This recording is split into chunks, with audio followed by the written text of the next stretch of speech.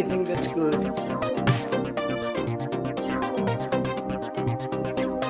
Even outside, it's packed.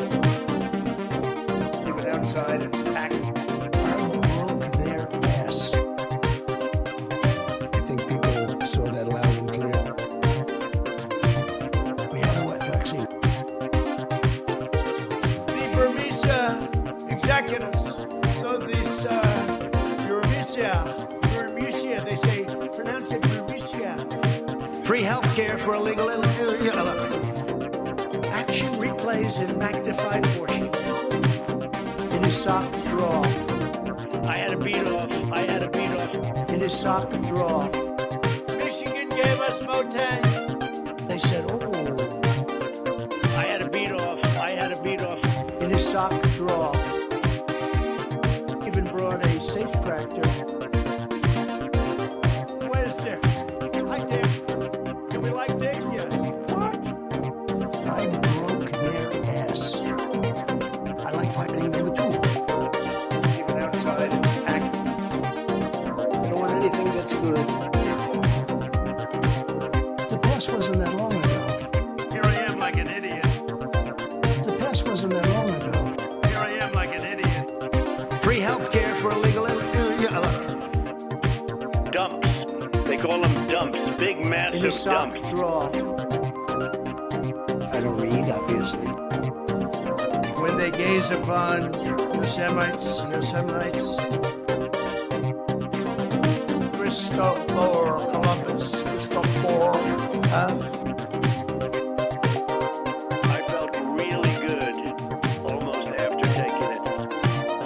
Here I am like an idiot. We're going to be appointing very pro-crime judges. I like fighting number two.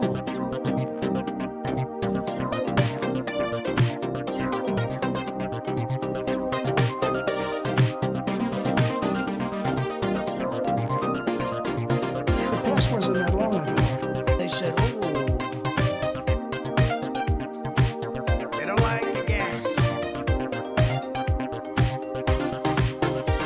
Somebody like that can write good. Where's Dick? Hi, Dick. We like Dick? Yeah. What? I had a beat off. In his sock drawer. Action replays in magnified portion. Legal when they gaze upon Yosemites. Again, the words are conditions. I was a private business people. Here I am like an idiot. I was a private business people. They don't like the gas. I felt really good almost after taking it. Undersea Second Amendment. Oh, yeah, that's People saw that loud and clear. De-engineering.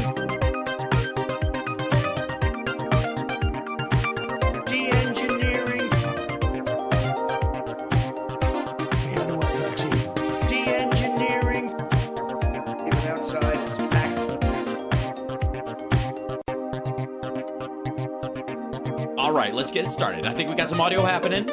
We got some audio going. I see some movement. That's a good sign. Turn it up a little bit. All right. Don't want anything that's good. No, they don't. They do not want anything that's good. Even outside, it's packed. I know. People are waiting to get in on the show. They're excited. Even outside, it's packed. Yeah, it's packed outside. I've never seen outside so packed. We had a wet We vaccine. had a wet vaccine. We did. Do you hear that loud and clear? I think people saw that loud and clear. I think it's hear that loud and clear. I'm pretty sure people, I think people saw that loud and clear. well, saw. Okay, sure. All right, I'm ready to go. Hold on. 3, 2, 1. And hey, welcome to the show. Good to see everybody. How you doing? Thanks to all the patrons who joined last night for the comedy jokes at Flappers, the comedy show. It was a good time. How did you fix your broken link? That's there was I did. I put the link in the Patreon for the second, like I had to do a second link I passed it on in the chat as well, or in the Discord as well. So hopefully you find it. Either way, it's there. If you can't find it, I will pull the video from it and post it as a separate video on its own at some point. Put the link in the thanks, Andrea. Yeah, it was so. While I'm there at Flappers, and they got a nice little setup there. I have to say, like they try. They've got a vMix and they've got 3 cameras, and it should, if they just let me have a day with it, it'd be better. But it should be on an auto rotation-y kind of a thing where it just kind of cuts, with any movement or whatever, that kind of thing, or it just cuts on the, on kind of general rotation. And then for the comedians, outputs all 3 as separate tracks linked together. A boy can dream, can he? Anyways, point is, when I'm setting, I roll in there and I throw in my my creds and my stream key to get it up on the thing. And the system there, apparently one of their cameras was faulty, so it was sending them an errant message, even in the green room where you're usually able to watch what's going on stage, so that you can, know when you're up, or know when, who's on stage. If they have like these big, sometimes they do shows, like the show right before me on Wednesdays is usually a bunch of people, open micers or early, short sets. So 5-7 minutes. So everybody watches to see who's up next and the like, but their camera was kind of dropping out. So while I was normally there to put in my, stream key stuff and then go back to kind of just prepping for the show, which I don't really do, but you know what I mean? Anyways, point is, I was troubleshooting their setup in ways that had nothing to do with streaming to my shit. Anyways, so it sounds rough, Hal. Get to the red meat. I'm sorry. Some go nuts. Sorry. Hi, chat room, by the way. Love you guys. So a couple of things, and I'm gonna have to dip into something I watched earlier just as a reference at one point, because of something that CSL sent me that I have not watched, that I will watch again. Hold on. Whoops. Let me open this. Close that. Close this. Something that I checked out earlier because I was occasionally, I will, when we're talking about these clips that I watch for the, the purpose of the show, either with you guys or in relation to the topics that are up, to just kind of get the general gist, as it were, of whatever's happening in the news and whatnot. And where is it? Here it is. Is that the one? Okay, this one, and then there was one later. Hold on.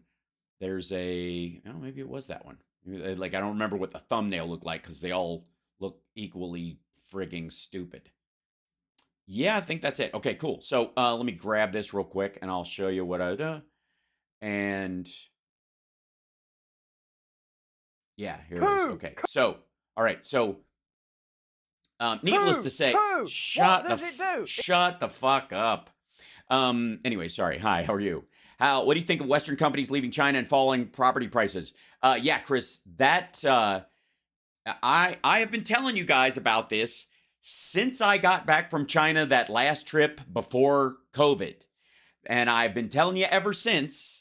And we've watched so many times.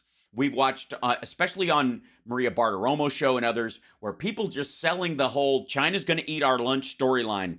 And it's, every time I turn around, it's worse than even I think. And I've told you guys many times the stories of the world's biggest library, the most modern library you can ever go into in China. It's like amazing. It looks like something out of Star Trek. And there are no books in it. Let me repeat. There are no books. I don't know what the hell makes it a library. The books on the shelves are painted. They are the spine of books painted in the shelf. They're painted, and because the CCP doesn't even like the classics, like stories like Moby Dick and things like that, they're worried that will drive people to like stand up for themselves, or maybe they'll go, oh, the CCP is the great white whale, and therefore, so they They're not even real books. They're just kind of like scribble. It's just on the side of it. Even the ones written in Chinese character are fake. It's just weird. Anyway, so then, of course, I told you guys about the fake recycling plant with the concrete tank where supposedly all the garbage goes into. We'll talk about the affirmative action programs, the Harvard and UNC. That was coming anyways. Less of an issue now. I don't think it'll have a long-form negative impact the way people are panicking about it. There's a lot of difference between now and in the 60s. And I think ultimately it might even drive colleges and universities to be more apt to be open than they say have to be, because they, instead of living in the quota, they can pat themselves on the back. It'll be fine. Yeah. The EV graveyards. Yeah. We've talked about that, CSL. I've shown that. It is, yes, not one real book in the library. I'm dead serious. I did an interview in this, and it was one of the hardest interviews I did there, because I'm talking to the guy who designed the place and what his motivation was for doing it and all this kind of stuff. And I was literally racking my brain and talking to our Chinese producer over there, and I'm like, what the fuck? How do I ask him questions about?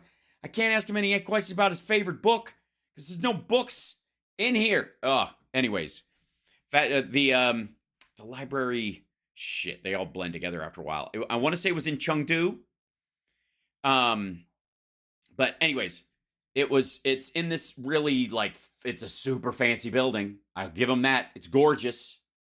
And and it's attached to this secondary kind of museum site. And I have to say, I'm trying to think back whether it was because there was some restaurants on the first floor. There were little food booths, but we never went up in the other floors. And honest to God, at this point, I couldn't tell you if there was actually any business in there. You know what I mean? You walk into a building in New York City that's bustling on the first floor, and the assumption would be, well, shit, the rest of the building must be full, or at least close to it. Or if they've got a few empty, it's like the Willis Tower in Chicago or something like that. There might be some empty offices or stuff in rotation, or even if one company moves out, a bunch of companies will move in, and it's just it's that kind of shuffle. And I think the CCP kind of operates on your assumption about that. Yeah. I mean, for all I know, the whole place could have been run by the kidney.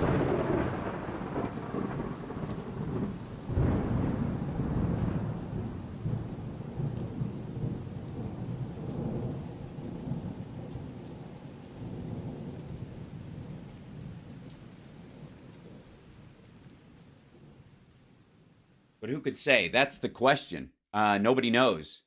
Hey now, a couple of things. Let me jump right into this. So, before I jump into Rusty Trombone and his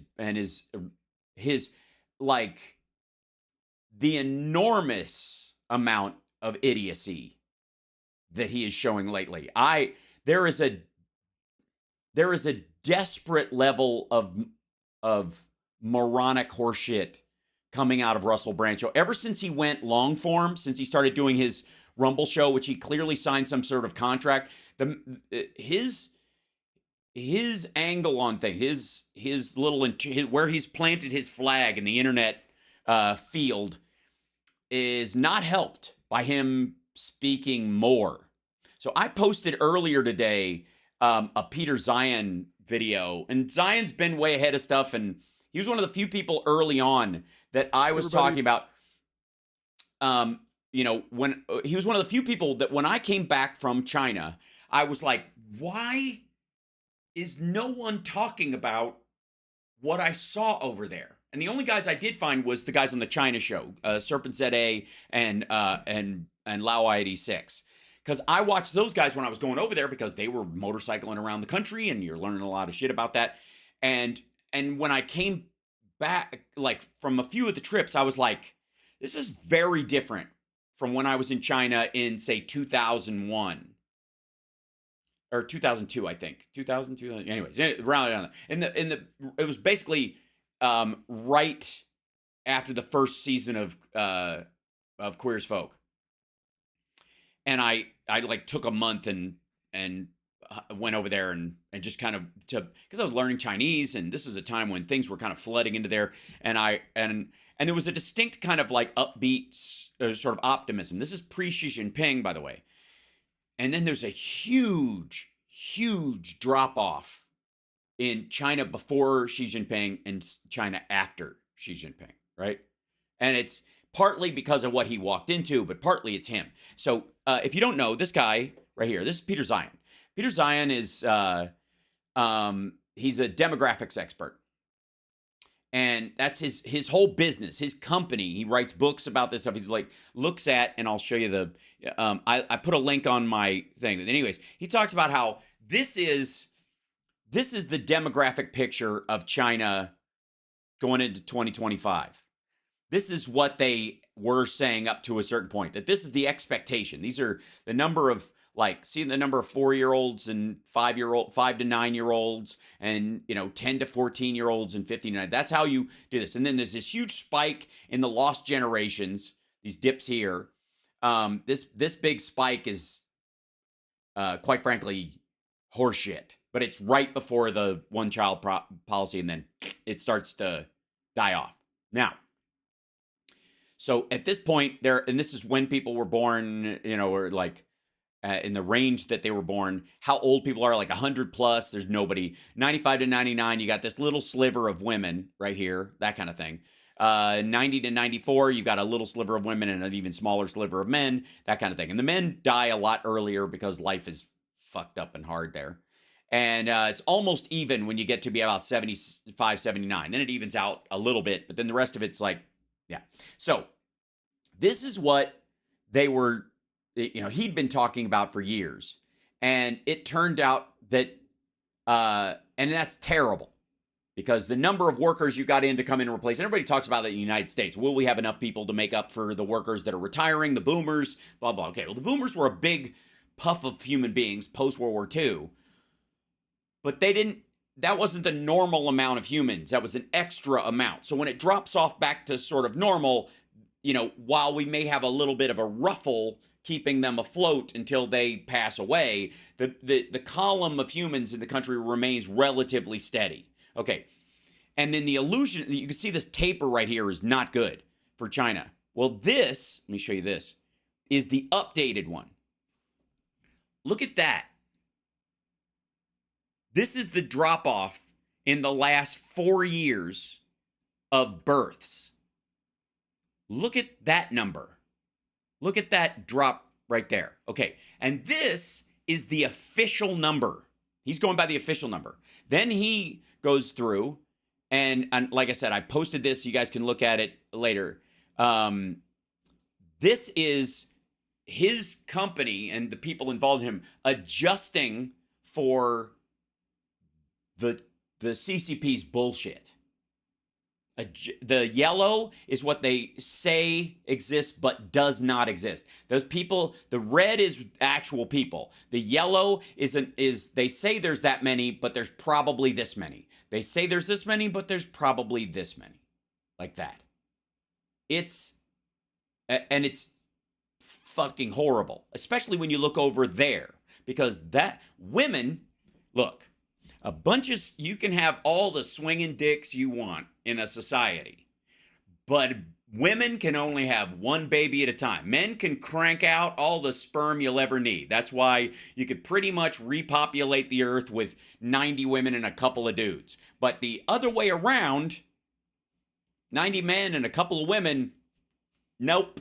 That's not how it works. As a matter of fact, that is a recipe for the entire destruction of your populace. And that's what's happening. Look at the women to men ratio. This is one-child policy. This is sex-selective abortions happening. That's what that is. That's what, when you're seeing that, that's what that is. That's sex-selective abortions. If we can only have one, we need a boy because a boy can work, and girls are only good if they're attractive and you can marry them off, or they can do a specific job for the CCP because they're going to be, I don't know, sexually assaulted by a CCP member while they work in the fucking office. It's fucking awful. It's terrible. So I have so much pity for especially women in this generation in China, these generations, these two. But look at that. They have they're like a third fewer women than they say they do, and about a fifth fewer men. And still it's weighted too much to the male side, even now.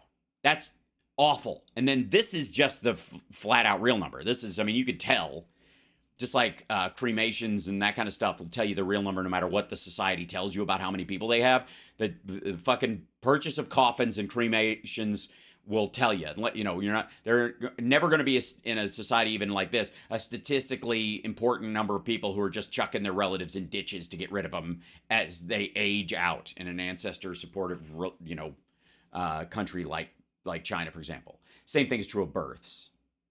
You could tell by the materials bought, the number of, you know, just the hours worked in places, that kind of stuff. Like it's pretty easily checkable. This is watery because you don't know what the fuck happens to people in the middle of their lives. But in the beginning, the end, you can pretty much chalk that shit up because they make a notch whenever they have a baby, and they make, you know, and a funeral is a bunch of people gather. You can tell.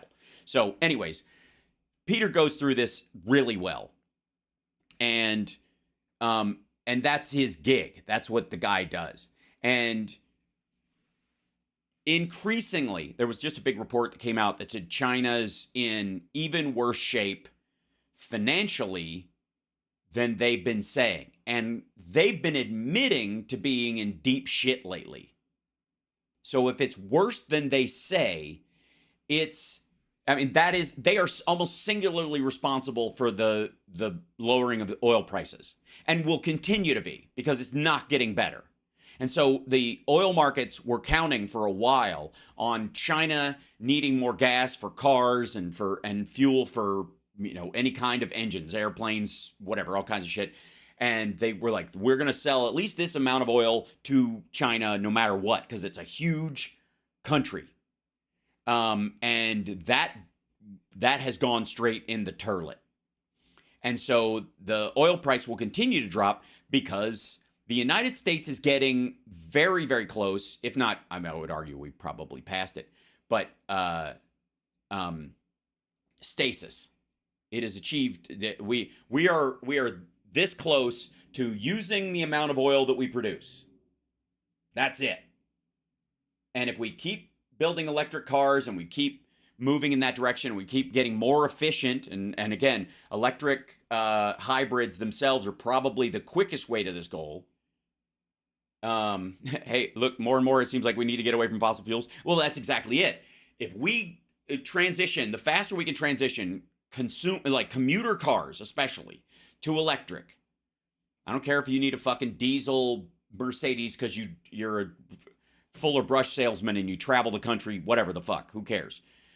But in terms of people who commute back and forth to work and park in the same driveway every night and only drive the same 9 miles back and forth, if the sooner they get on electric cars, the quicker that parity drops below where we're overproducing, and then we can start paring back what we produce along with what we use. And we never need to rely on any awful country like Saudi Arabia or Venezuela again, you know, and then they have to participate in the world based on their worth as a culture and what they present to the world, just like the United States does, or even Western countries do right now, as opposed to the fact that they were born on top of some goo we all need to burn. It was the faster we can get to that, the better. Okay, so let's go into real quick. So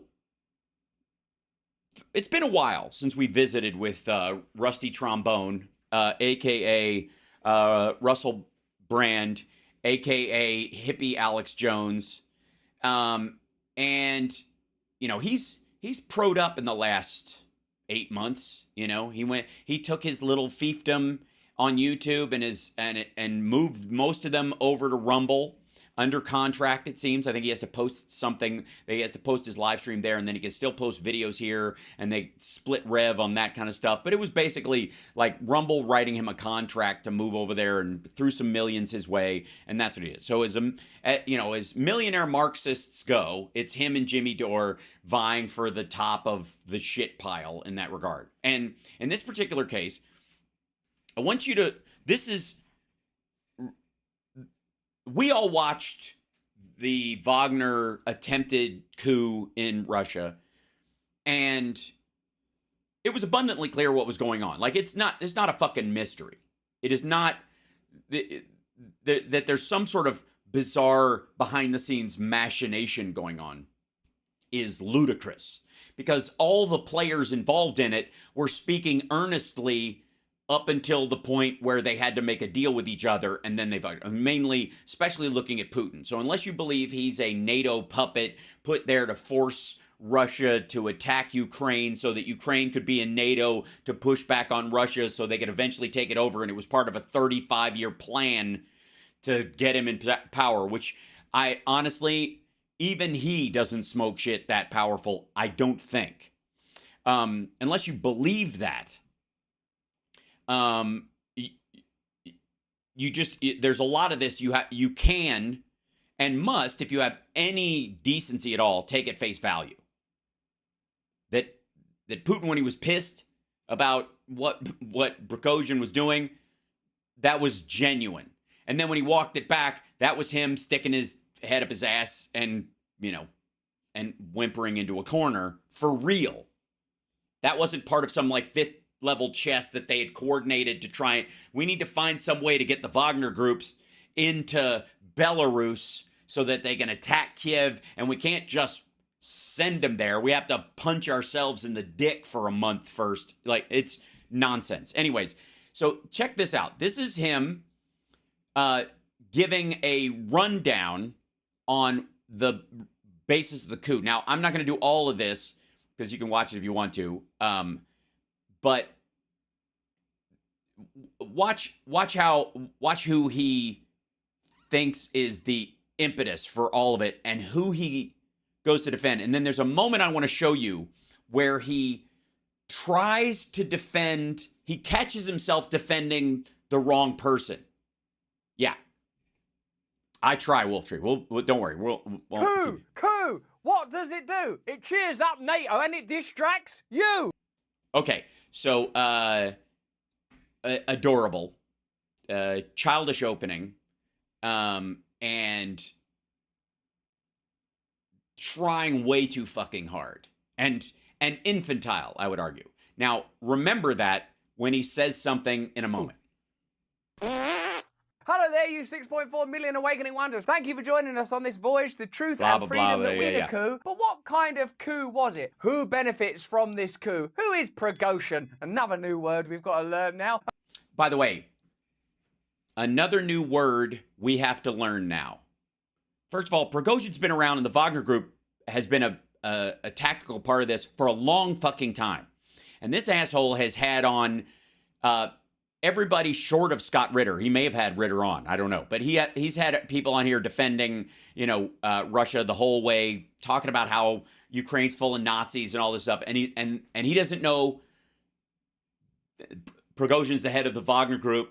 Wagner's named after Hitler's favorite composer, the Dukin or whatever, the second in command who was leading the forces that were going to Moscow. That's Prigozhin's second in the Wagner Group, has two Nazi tattoos, collar tattoos on his fucking collarbones, and a Nazi eagle with the symbol right here on his chest. But, Prigozhin, no, who's heard that word before? And what's really behind this What's really behind story? Is it to do with the failing Ukrainian counteroffensive, the squandered Ukrainian lives, the If it is, then Prigozhin is helping them. benefit the American imperialist interests currently playing out? Okay, first of all, American imperialist interests. Do we still control Japan, their economy, their technology, their existence? No. How about Germany? I mean, we definitely negotiate with them, and we have tit for tat trade stuff with them. But do we sock puppet like a true imperial power? Do we control them now? What about South Korea? Does the U.S. control South Korea and what it wants to do? So no. So what is the belief system that says that that's the plan we have for Ukraine? And again, 8 years before Russia, attacks to stop NATO is the last time anyone discussed the potential in future at some point, perhaps Ukraine joining NATO. And this was after Russia had just attacked them out of the fucking blue the first time. I don't know, but by the end of this video... Yes, of course you don't know. That's why you're going to do an 11-minute video on it. This is... I take it back. He's not the hippie Alex Jones. He's the hippie Glenn Beck. Video will be a lot closer to the truth. No, you won't. All right, spoiler alert. Together. Let's have a look at how the mainstream media are peddling this new set of NATO benefiting narratives. Okay. The NATO benefiting narratives. You are about to see, this is his example, you are about to see the news touting some sort of NATO line. Here it comes. Breaking news. A Russian mercenary chief with thousands of troops ordering an armed rebellion and march on Moscow, only to abruptly call it off. Yevgeny Prigozhin of the Wagner Group saying he halted the march to avoid shedding Russian blood. Do you know what a war... Okay. Was there a narrative in any of that before this dipshit starts condescending to everyone?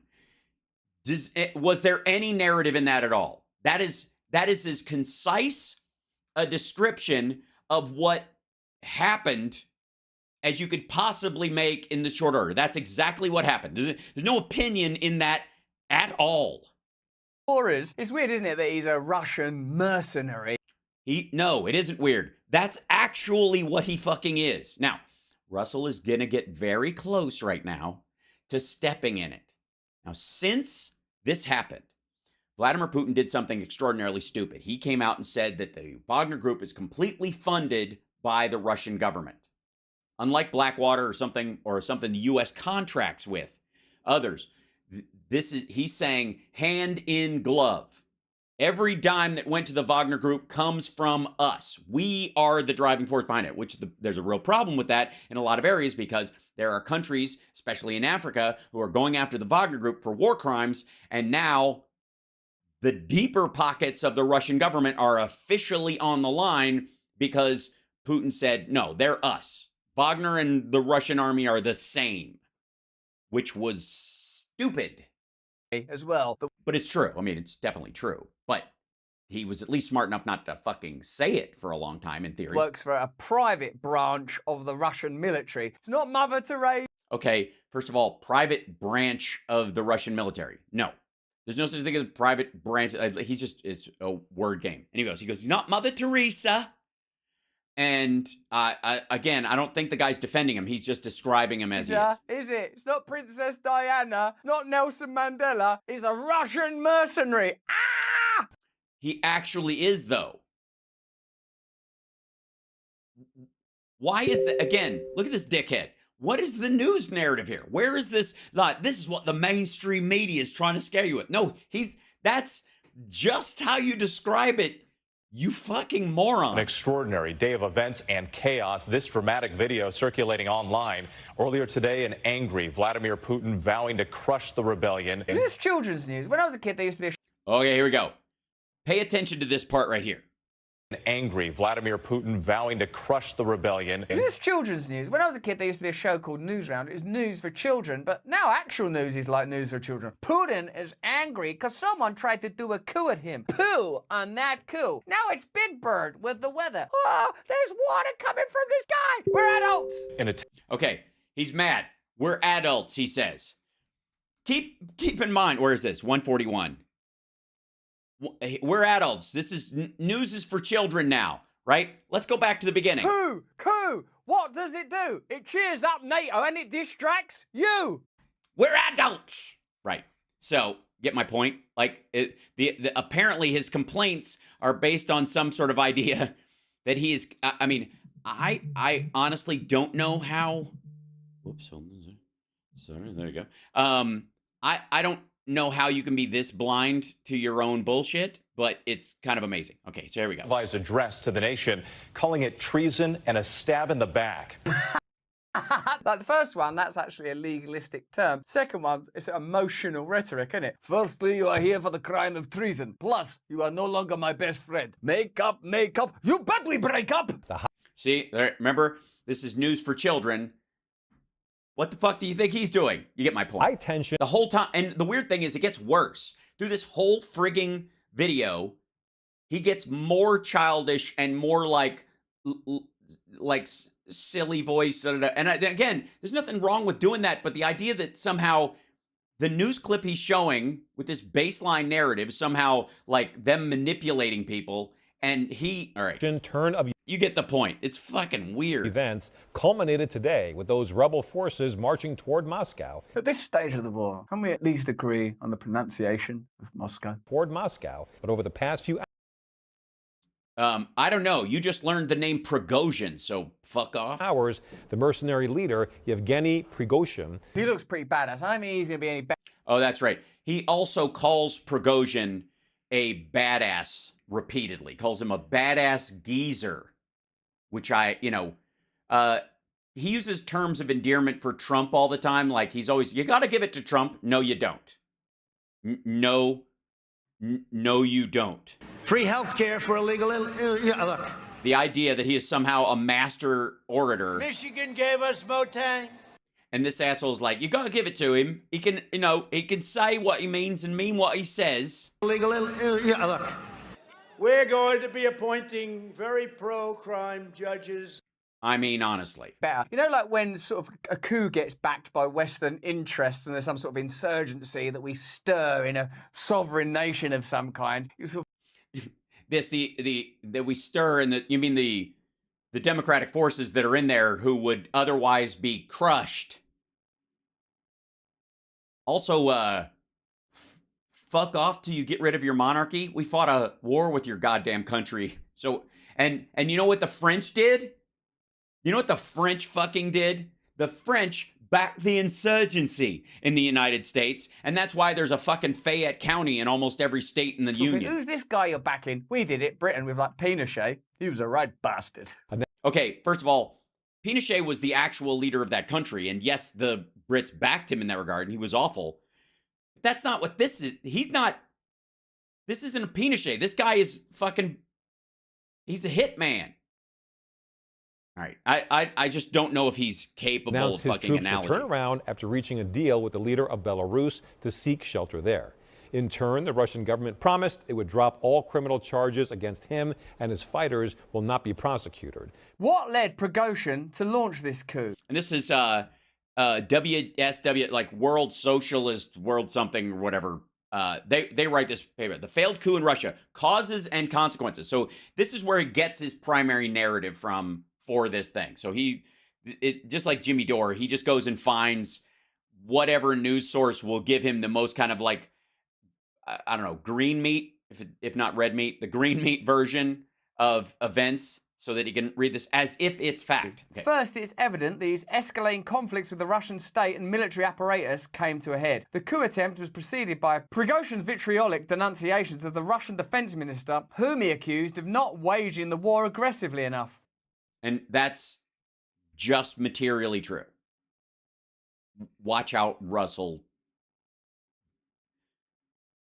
Well, he's got an angle on this war, isn't he, this geezer? This war, yes, this terrible war. No, this war, not aggressive enough. Niet! Imagine being his...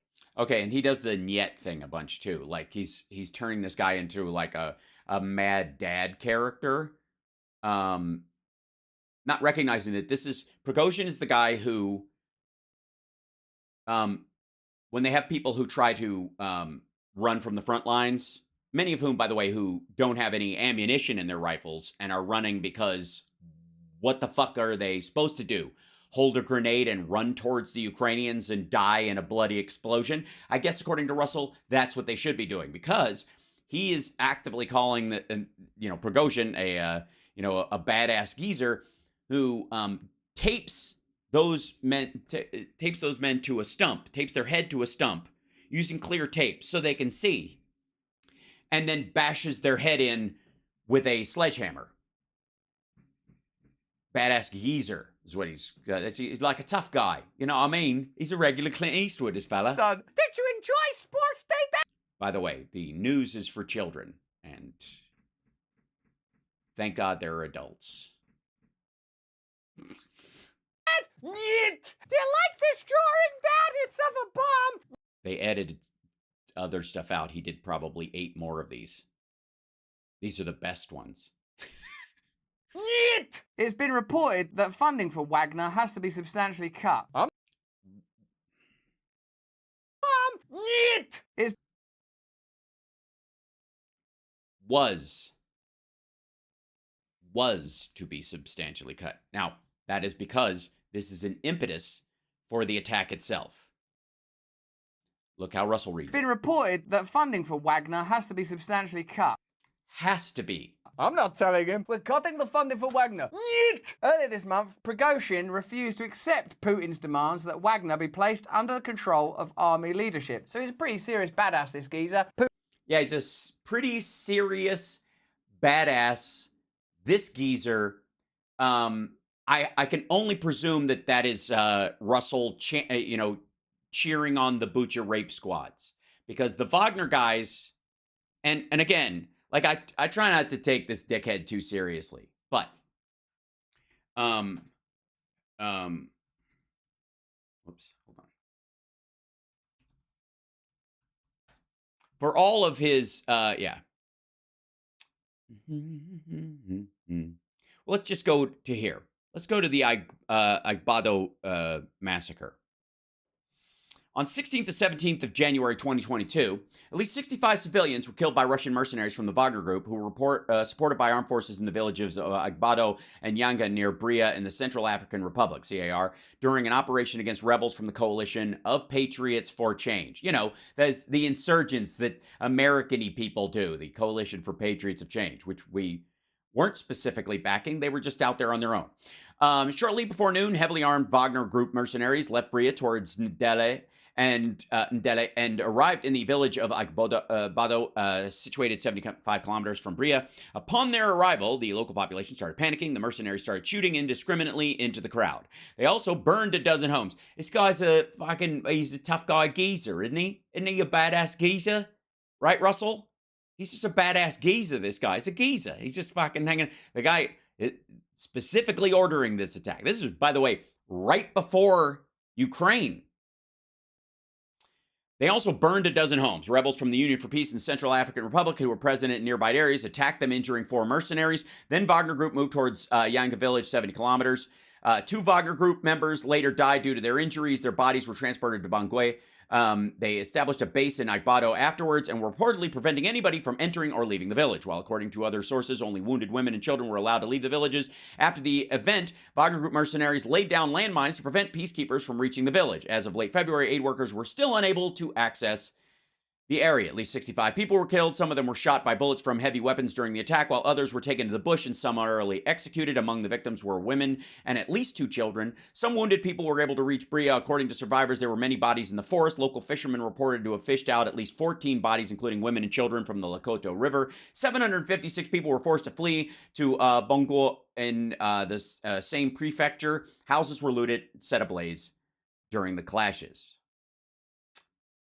UN peacekeepers reportedly deployed a humanitarian aid team to the area to assess the situation, investigate the killings. Government of Central African Republic officially denied any civilian casualties during the operation.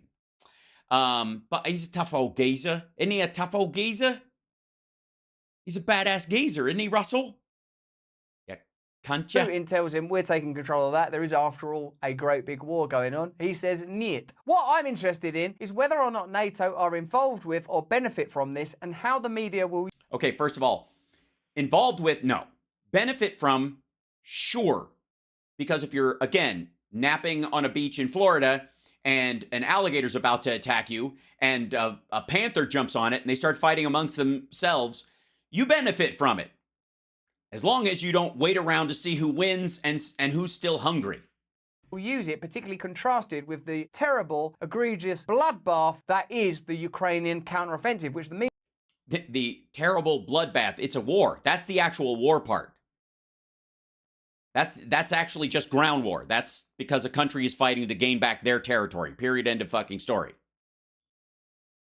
Why is it a bloodbath, but on the way in, it wasn't, Russell? Media have been telling us for some time was going to be when the dynamics of the war altered, everything was going to be okay, and we'll all be home for Christmas. The way that... No one says that. That's, again, this is like a lie through, I guess, through exaggeration. Simply like a lie through exaggeration. Say, I'll take what you said and say you said far more than you did, and therefore, because you did, whether you didn't say that, but because it didn't reach the level that I said it, you were lying, not me misrepresenting what you said. Wars have been reported on since there've been global wars, really. There is evidence that the military was fed up with Putin's long-time patronage of Prigozhin. His operations in Ukraine, while useful to a limited extent, also... His operations in Ukraine, while useful to a limited extent, that operate like Bucha. Yeah, like rape squads. Like, yeah. Yeah. Like torture. Lots of it. So interfered with the professional conduct of the war by trained officers. Prigozhin, one can safely surmise, attempted the coup in order to preempt actions against him. Okay, so it was a preemptive strike. It's not like Prigozhin's an idealist. We have to end this war. He's an idealist who's, we have to make this war more aggressive. Dad, I got a swimming certificate. Again, the mainstream media is manipulative and childlike. At school today. Yet. Second, it will be the height of political cluelessness to believe that NATO has been a passive bystander in the events of the last 24 to 36 hours. Yeah, again, why are the people laying on the beach dragged into their interest in whether the panther and the alligator kill each other? They're picking up their towels and running, or they're trying to get in a position where they can protect their families or themselves from the panther or the tiger or the alligator, whichever one happens to win. But that is a sign of manipulation. Okay, so let's see how much political cluelessness there will be in the mainstream reporting of this event. It has certainly been following the escalating... Let's see how the mainstream media report, how clueless they are. Let's go back to what we were reading before. War of words between Prigozhin and the Russian military with extreme care, and it can be assumed that it made contact with him. There is no other No. Also, there's no other credible explanation for the pro-NATO justification made by Prigozhin upon launching the coup. It wasn't pro-NATO. He just called bullshit on Putin's justifications for the war. It wasn't pro-NATO. It turns out it is that NATO was right. That the pro-NATO group was like, these fuckers just attacked because they wanted to. Credible explanation for the pro-NATO justification made by Prigozhin upon launching the coup. Or it's just simply him telling the truth. No, there can't be. This dude, who's got his own private army, who thinks the war isn't aggressive enough, in spite of all the death and bloodshed and horror, if he sort of goes, and also, props to NATO, big shout out to... Yeah, he didn't do that, dumbhead. This dumbass, okay. He hasn't seen the video of what Prigozhin said or Putin said. He's saying, he's going off this article, whatever the fuck, or whatever his little producer, the creepy dude who runs his show. He's going on what that guy has told him about it. But he is not, we've all watched it. We all saw Prigozhin's statement or read it. And we've all seen Putin's response, both when it was happening and his post speech. NATO, just for the great work you're doing, impeding... Yeah, he actually thinks Prigozhin said pro-NATO stuff. He actually thinks he invoked NATO. Like, that's how stupid this fucking guy is. On Russian borders. Presumably, some kind of communication has taken place. Let me know in the comments what you think. Prigozhin... Yeah, and by the way, this is just farming for likes. That's he does this like 4 times in this fucking video. Okay, I'm going to skip to the end of this in a second because we're going to go through something that I haven't seen. Again, NATO contacts would have had good reason to demand that he act now. Prigozhin's NATO contacts would have, he has none. The coup has been launched less than 3 weeks into the NATO-backed counteroffensive by Ukraine. So the whole thing is that Wagner was just pretending to rape and murder and kill and take Bakhmut over and over and over again because they were secretly working for NATO, killing Ukrainians, because eventually they would turn around and do a half-assed run at Moscow? That's the plan. The coup has been launched less than 3 weeks into the NATO-backed counteroffensive by Ukraine. No, the full counteroffensive has not happened. Not according to Zelensky, not according to any of the other Western powers that are supplying him with stuff. Nobody's even saying that. The idea is that the date came and they started moving. They started gaining territory, but not that the full counteroffensive has happened. Ukraine, having cost tens of billions of dollars to prepare. Your money. Yes. Also, how many billions of dollars were used to prepare for, Russia hunkering into those areas, digging trenches and putting mines out? Russell, your money. So far proven to be a debacle, with thousands of Ukrainian soldiers dying each day. That's Ukrainian human beings. And only a few... I'm sorry, are the Russians dying, not human beings? Maybe we finally agree on something. I kid. Villages seized. It's gotten to the point where the US media describes as a massive triumph the ability of Ukrainian forces to capture and hold for a few hours a tiny, nondescript village. By the way, this is these are straight up Kremlin talking points. These are Ukrainian towns that have been held by the Russians since 2014.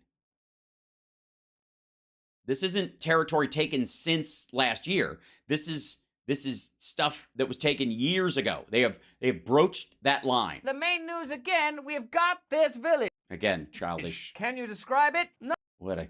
Honest to God, what the fuck? No. In just over 2 weeks, NATO will be holding a major summit in... Okay, he gets to this. Now, let me go ahead to this part. And I calculate, okay.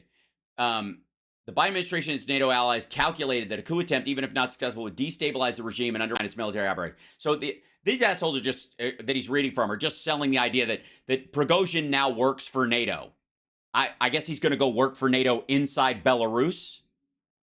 What's he going to do? Topple Lukashenko? And that's how this is fifth. Which side is playing fifth dimension chess? Now, let's get. In any case, the coup attempt was shifted the media narrative away from the failed Ukrainian to give me comments. He does that shit. And the pro-NATO opposition with the Russian oligarchy makes the coup did not. Okay, sorry. The immediate response of high-level representatives of U.S. imperialism, the Zelensky regime, and the pro-NATO opposition within the Russian oligarchy makes clear that the coup did not come as a surprise. Well, it was leading up to it for a long time. It was a surprise when he did it, not that he did it.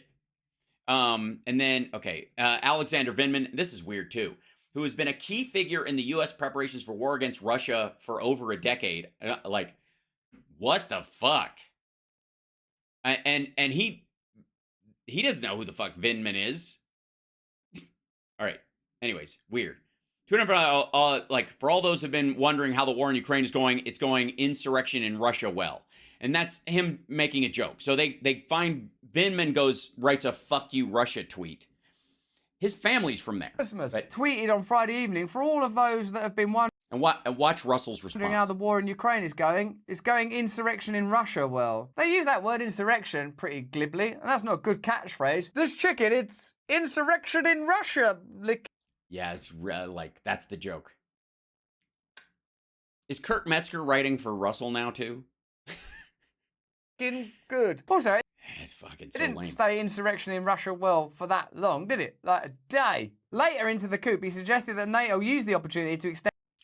Coup. Not a coup, it's not chicken. Anyways. And its air defenses 100 miles into Ukraine. Ukrainian President Volodymyr Zelensky... Hello, Volodymyr. ...also expressed support for Prigozhin's coup attempt. Prigozhin's coup attempt exposes, above all, the bankruptcy of... Okay, this is the part where Russell, both of them, who cares, one and the same, walk into a rig. Because this is the socialists and the socialisty group that he's reading, this WSWS group, and him being his, millionaire Marxist ideas, and then he wants to tear down the whole system, and capitalism terrible, blah, blah, blah. Even though he's a multimillionaire, right? And everything he makes on here is he's not doing this for free. He's not like, hello, you 6.4 million charity givers who I'm giving all the money I get from this to somewhere else because I've got plenty. No.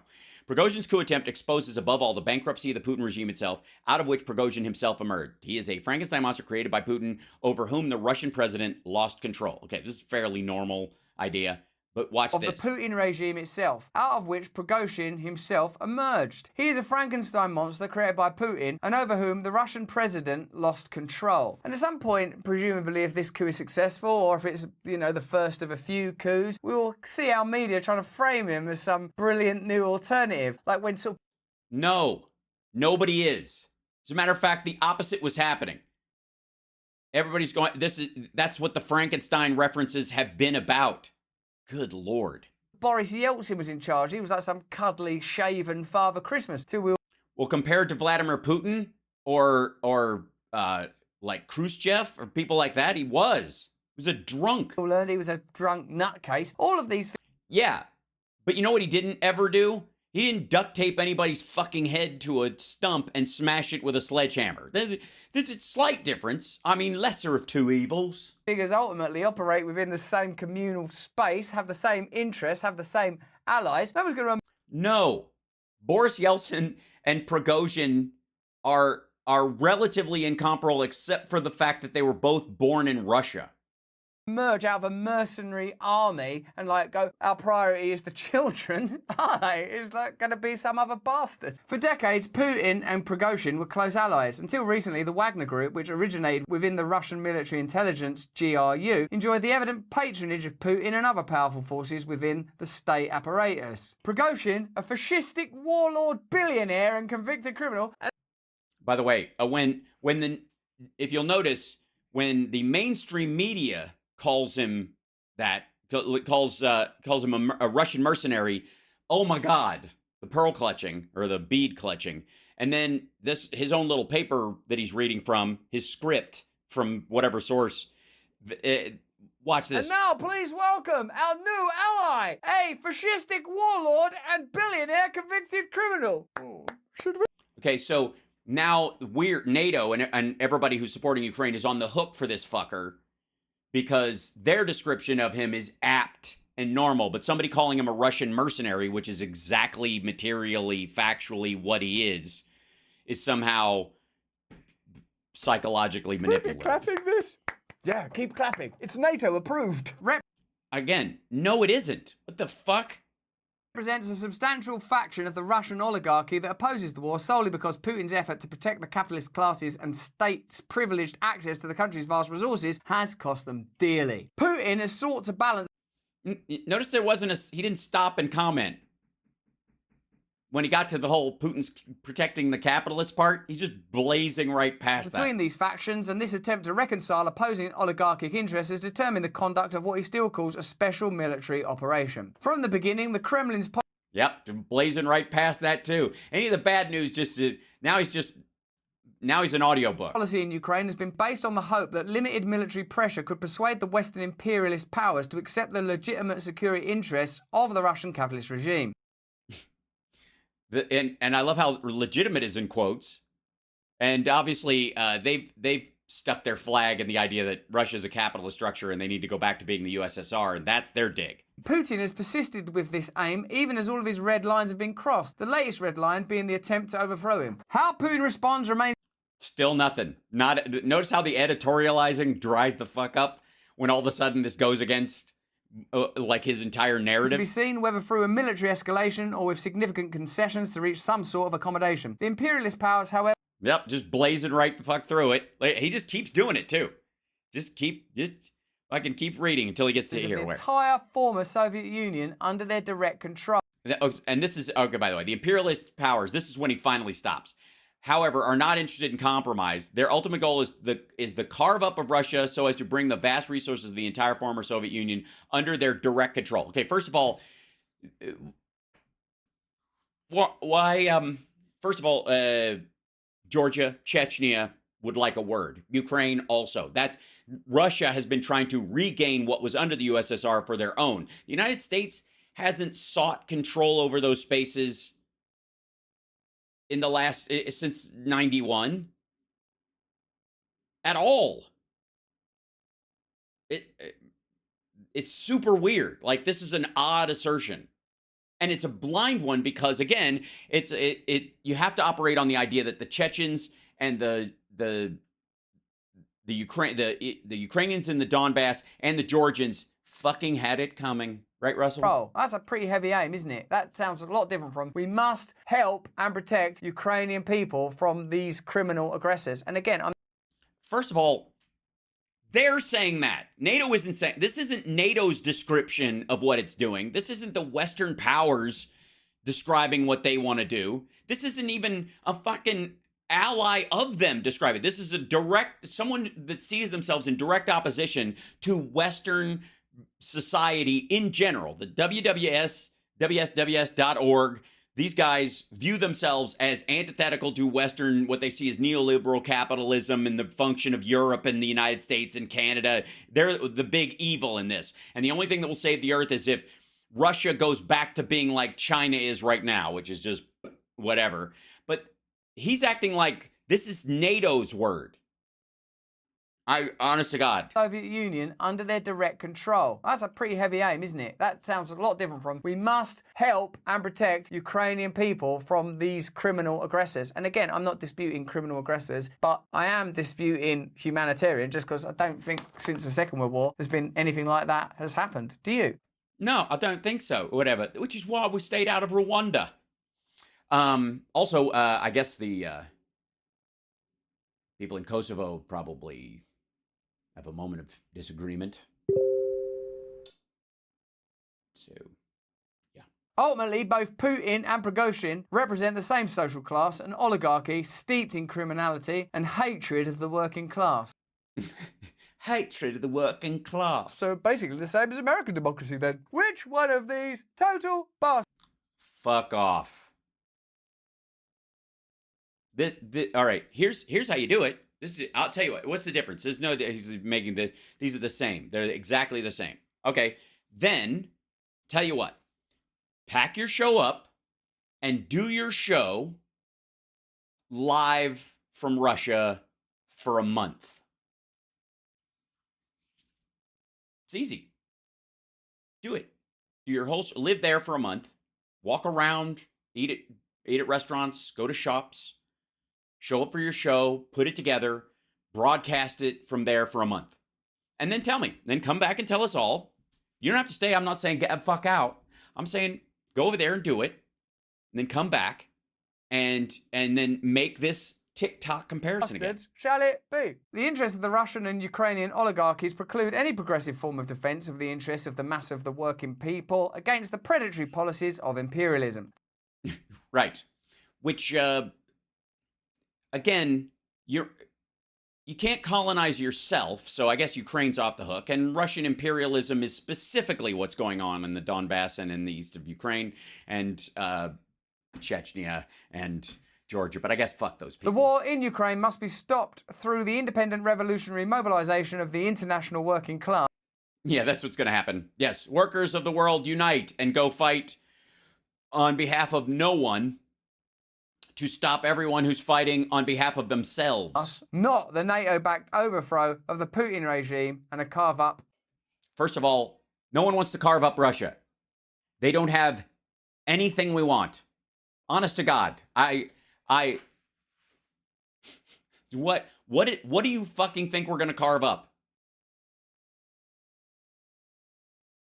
What are we trying to get out of Russia? By the way, oil and gas was flowing out of there anyways. The cost of the immorality of doing business with the Russians caused the Europeans and the United States to stop using oil and gas from them, even if you needed it. And we don't.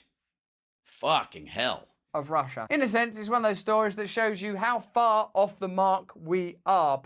No, it doesn't. It does no such thing.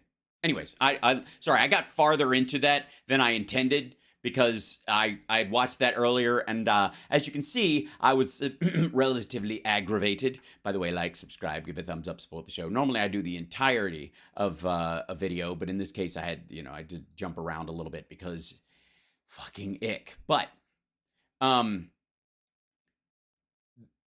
in comparison, this is the tack for anybody who thinks that Russell is a fair arbiter of genuine concern or information or truth or actually gives a shit on any level. Oh shit, this proves Trump is right. There's a audio cassette, an MK60, 60-minute audio cassette. I made many mixtapes for girls I liked. And then the documents here, and there's a sad Trump. And then here, him wearing a fucking prop cowboy hat from a dinner theater.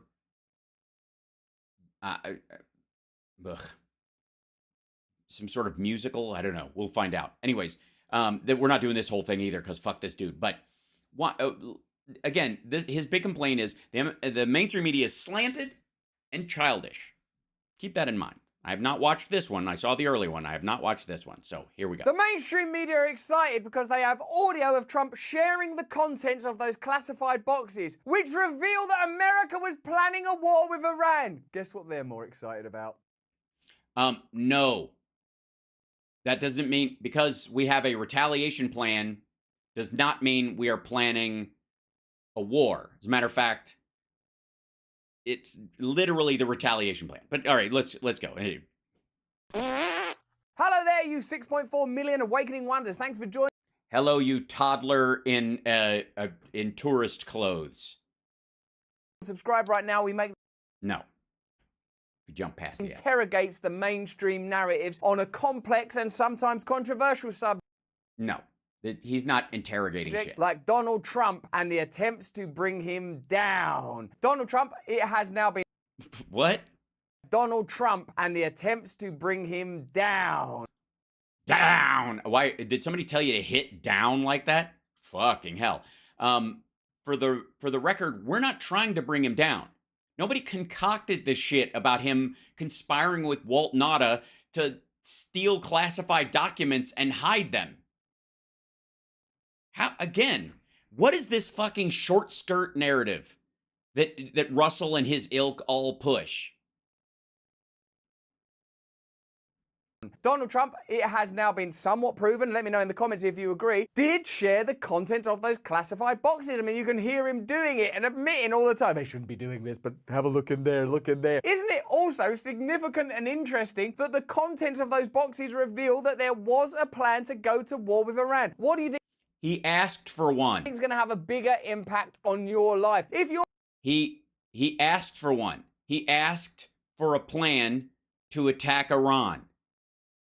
As the commander-in-chief, they have to give him one, whether there was one or not. Or in the UK, or can be in the UK between July the 14th and July the 17th. No, I'm not doing ads or whatever. This what the fuck? Join us for our live, in real life community festival event. Wim Oh my God. Hof, Vandana Shiva, Hiron Gracie, Callie Means, an attempt to bring about the kind of society that we regularly discuss here. If you can come. Oh, you mean basically a fire festival, but with like the clap? There's a link in the description. Let's get on with this analysis. Let's listen for ourselves. By the way, like, subscribe, give a thumbs up, support the show, and send me to Russell's retreat. I don't think I can go, actually. Never mind. I'm not. If he does one over here, I'll fucking, I'll Burning Man the shit out of that. Trump really I'll show up dressed in giant, big goat horns with an electric light mask on. did share classified information. Does seem like he did. Good evening. We begin tonight with breaking news. We have obtained audio recording. It'd be good if it was an audio recorder. Free play, An audio recorder. I don't know. it's a free play, See how they run. See how they run. Of the former president talking as if he's showing a highly classified document on U.S. war plans against Iran. The point, once again, doesn't everyone basically think that presidents and high-ranking politicians have access to classified information and Yes, but not former ones. And especially not ones that live in a rental property and will show it to fucking anybody because they have a weak ego. private communicate this information? Don't we all just basically assume that Trump revealed to us the essential nature of power, as Dave Chappelle memorably said in his SNL speech? He was the president that said, you know all the stuff you think we're doing in there? We are doing that stuff. Well, because he was. Again, let's understand, and then I'm dumping out of this because we've seen this shit before. It's the same stuff all the time. Donald Trump rolled back the rules of engagement on drone strikes that the Obama administration had put in place in theaters of war in the country. Anywhere we were helping the UN, anywhere our troops were stationed, anywhere around our bases and that kind of stuff, there was a rule of engagement to try and lower the amount of civilian casualties to absolute zero if you absolutely can, and if you can't, to minimize them as much as possible. And Trump rolled in and said, fuck that, and tore it up, and we had 80% more civilian deaths in the first year of the Trump presidency than we had in all 8 years of the Obama presidency. The reason he was like, we do all that evil shit, is because he thought that's what you can do. Like, he genuinely viewed it as a fucking monarchy. We're going to be appointing very pro-crime judges. He lets it slip all the time. This is like John Wayne Gacy saying, doesn't everybody have people buried under their in their crawl space under their house? That's just what men are like. I even saw somebody defending Trump's thing about wanting to fuck Ivanka and all that stuff, that story that came out. A woman came out who was a big Trump fan saying, all men think this about their daughters who are attractive. Like, no, they fucking don't. And she even said, like, fathers of Playboy playmates have this right. Like, well, maybe that's why your daughter ended up a playmate. Not saying that's the only reason people become playmates. I'm not here to yuck anybody's yum. But perhaps that might have played a part in some of them, maybe? Where is his asshole partner? Anyways, so I've had enough of him today, if you don't mind. I'd rather move on to something fun and stupid, because I find him particularly aggravating. Now, one of the things we get to enjoy, and by the way, like, subscribe, give a thumbs up. There's the Cash App right there. You can help the show. There's also a Venmo and a PayPal, and any of those things. We're saving up for a new computer. There's the PayPal. We're saving up for a new computer.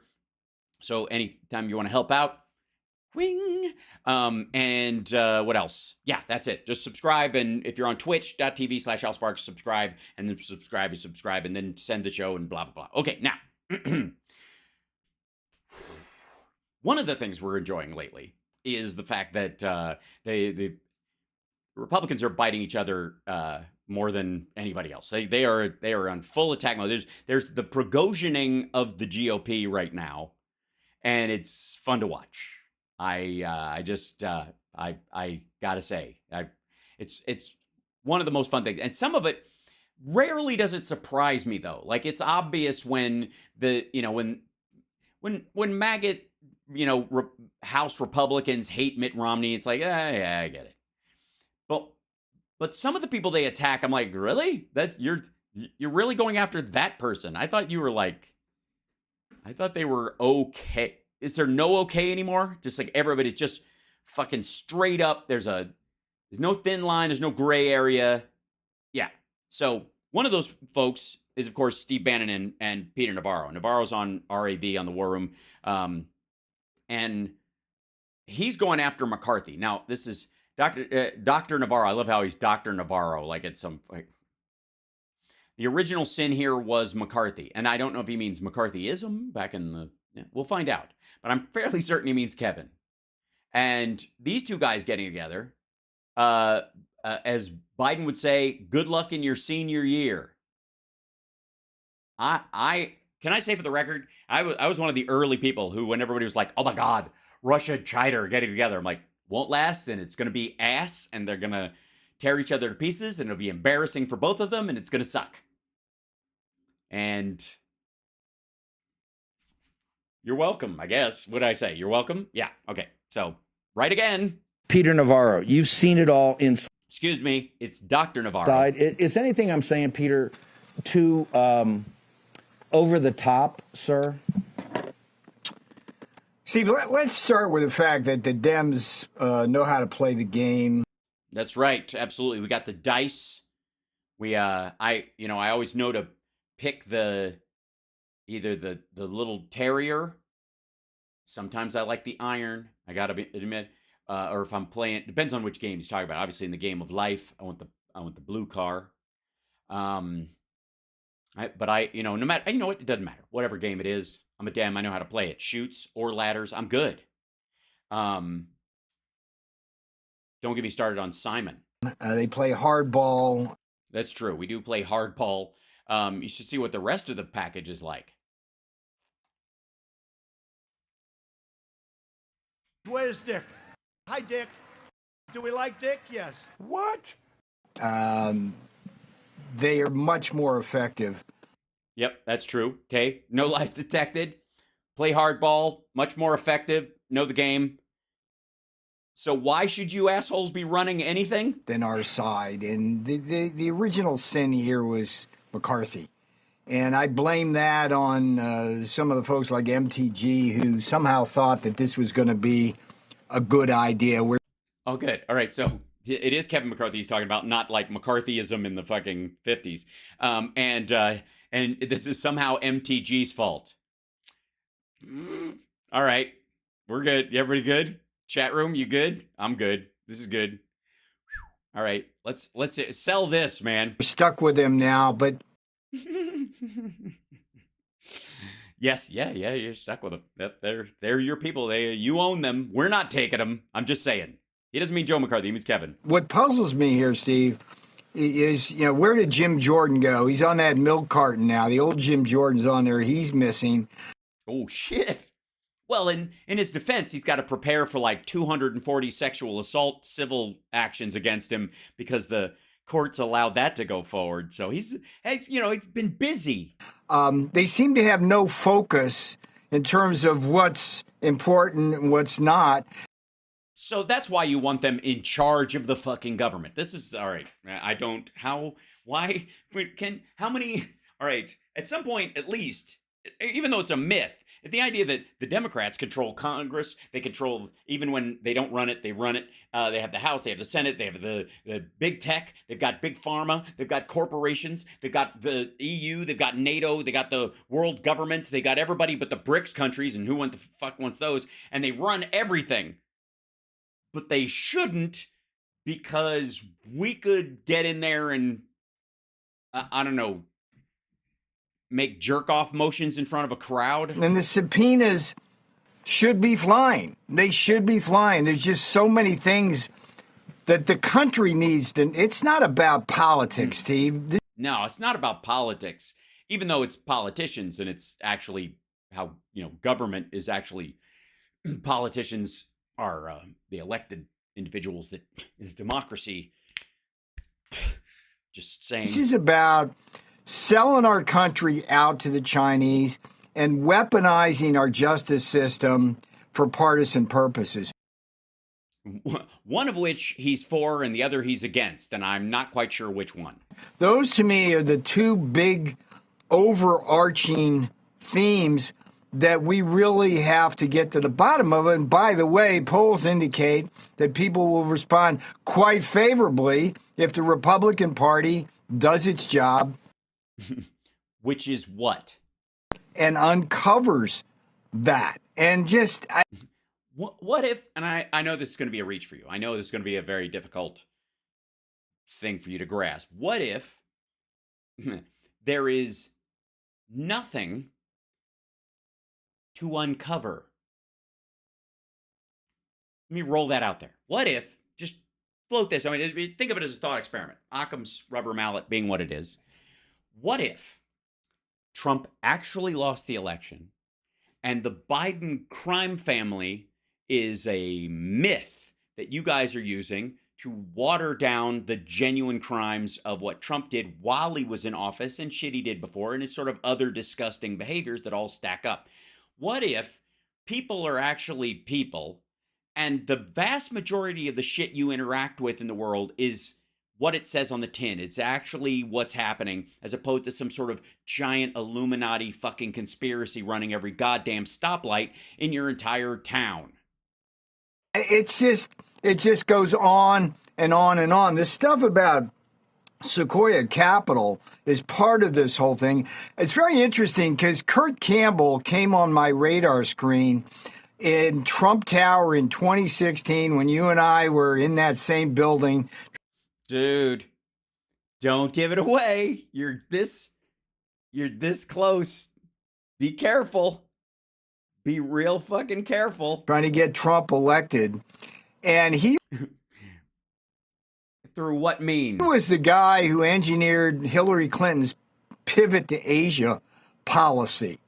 And I actually sat with him for about 3 hours with a video camera. He's in my Crouching Tiger documentary series. Here's the punchline about Kurt Campbell. This guy is a very intelligent, very polished, high-level policy analyst. He understands China, sir, as well as you and I do. So not at all. Gotcha. Okay. Totally in the dark. He's basically, you know, when it comes to China policy, he might as well have just been chloroformed and buried alive. Yet he got totally bought off and compromised by the political elites and by communist China itself and the money from places like Sequoia Capital. And if that can happen to a guy like Kurt Campbell, it can happen to almost anybody, which is... Well, is it, what's the guy, Wenjiao, is that I forget his name now, the guy who's friends with Bannon. So yeah, just about anybody can end up on a dissonant Chinese billionaire's yacht who turns out not to be a dissonant at all, but a plant by the Chinese government to appear like he's in opposition to create a controlled opposition in the United States, by funneling money to it and ultimately subverting, I couldn't be. Is why we're in the mess we're in. It's all pay for play. There's no populist economic nationalist approach to loving this country. I don't know. Have you heard Biden speak lately, fuckhead? As far as populist message about loving this country, have you heard Trump talk? According to him, yeah, Guo and Guai. Thank you so much, Boston Brian. I was blitzing on his name because there's another guy too. Does he even listen to Trump's speeches? Probably not. I mean, he's heard the same shit. Like, Trump does nothing but shit on the country. God, country, and family. People like Kurt Campbell, to me, are the worst of the worst because they should know better. So if they don't, how are the other people who are taking their word like you did during the time you were working on the Trump campaign? How come all this, like, hindsight being 2020, Biden is de-risking and decoupling and deleveraging us from China, but suddenly it's your fucking idea, even though this is a guy you used to pal around with and he's in your documentary and you bought his line initially at the exact same fucking time supposedly Hillary Clinton was, but all of a sudden, looking back, neither one of you has anything to do with the dude. No one is actively seeking deeper ties economically with China right now that isn't completely either bought by the CCP or totally lost their fucking mind, or is in for a penny, in for a pound, and is looking for the next big sucker to buy them out. Where we are, Steve, look, it's all about the posse right now. It definitely. I've always felt that myself. What did he say? I'm sorry, I must have misheard that word. My mind wandered. Posse, we need you, posse. Yep. You got to keep hammering on that house. Hammering on the posse. I'm with you. What? To focus on these two themes. Let's get to the bottom of Chinese influence peddling in this country. Biden, Hunter, James, and all the people who are currently engaged in getting us out. And Joe are the tip of that iceberg. Then the iceberg is what the Chinese Titanic is headed right for. Yes, Joe Biden is the tip of the iceberg that the Chinese Titanic is headed for, along with their carbon fiber submersible that will follow it. Uncovering them will be useful, but it goes far beyond that. And the weaponization of government, Steve. Yes, the weaponization. Well, we have to weaponize the government so that we can throw everything to China when we're not. It's just crazy. I'm telling you. Yes, it is just crazy. And excuse me, Dr. Navarro, can you please stop Steve is stammering. He has something to interject. Probably some military jargon or some sort of analogy to the I don't know, the iceberg is the tip of the ice sphere. More subpoenas are going to be flying. Yeah, flying subpoenas. That's what it is. Like monkeys in The Wizard of Oz, but subpoenas instead. Go ahead. Yeah. No, hang on. And they won't come from us. Yeah, that's the point. They're putting the subpoenas out, and we're. Doc, shut the fuck up. They're playing your playoff music, and you haven't said anything.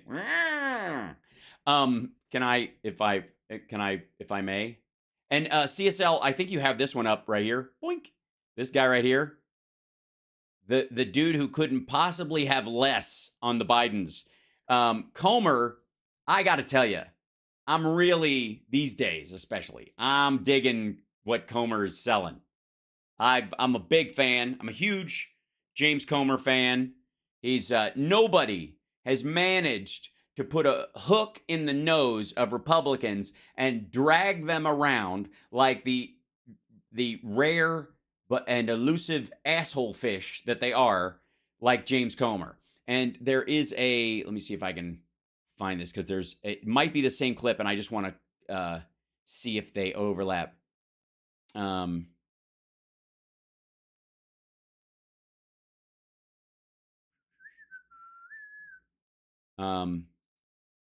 See, okay, hold on. Really? He's on.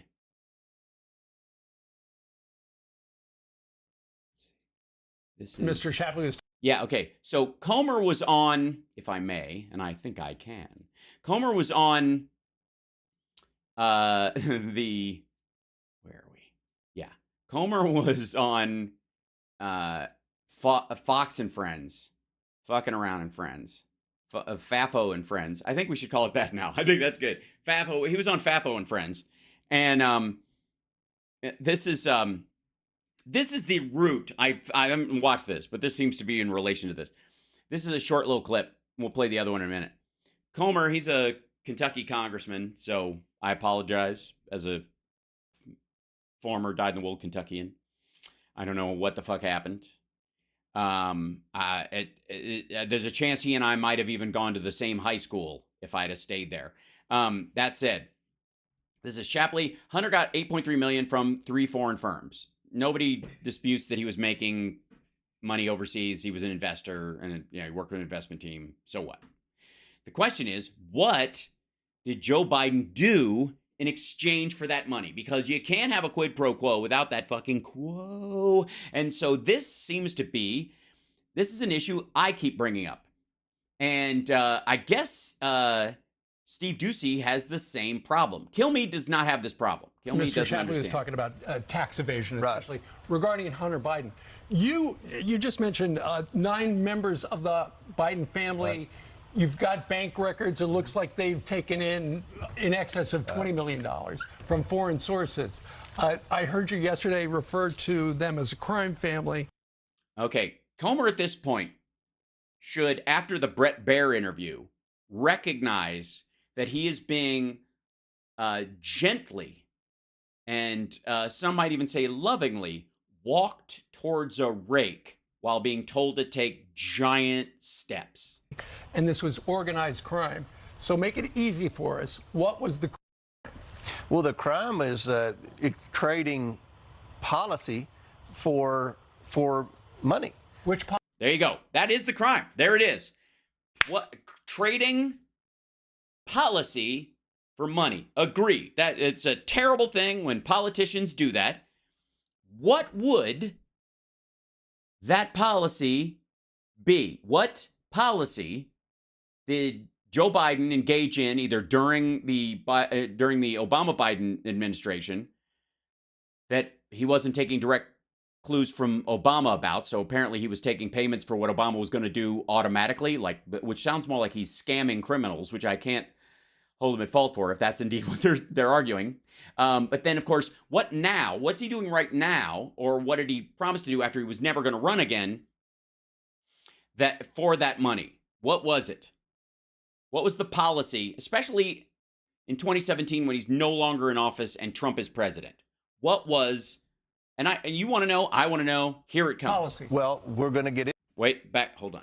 Policy for money. Which policy? Well, we're going to get into that. I mean, look, Joe Biden has, on day one, he changed our energy policy in America that put China first and America last. He went. How? How did our energy policy put China fucking first? We didn't start buying coal from them. There is literally no correlation between American energy policy, especially towards like us trying to be greener in what we do and being safer in our drilling, and especially in our movement towards natural gas and renewables, that benefits China ultimately. Other than he's like, we signed on to the Paris Accord and we're not making China clean up their act because we fucking can't. Went in on day one and ended the China Initiative, which was an investigation at all our public universities of a very organized Chinese spy ring where. Okay, so he ended the China Initiative. That's the thing. So the Chinese police stations that were operating in the U.S. during the Trump administration, that the Biden administration discovered and have shut down, which one is more direct? The other one was just like investigating Chinese people or anybody who with a Chinese fucking name. So it's unconstitutional is the problem with that one. That's why Trump didn't give a fuck. But if you do the China Initiative, you can arguably look like you're doing something when you're officially not looking into the true danger. China was sending students to universities to steal our research and development. So you're saying because members of the Hunter Biden family and the extended Joe Biden family got money through various foreign entities, including things from China, that the president is compromised? Absolutely, absolutely. How does he compromise? He's compromised because he's taken so much money from China. Right. When you go in and you end the China Initiative, which every university president, even the most liberal university president, said is a problem, these Chinese students are coming over here. Yeah, they didn't say that. The most liberal university presidents are not saying these Chinese students are coming over here. You go in a research lab in any university, whether it's in Kentucky or in an Ivy League school, and there are Chinese students in there.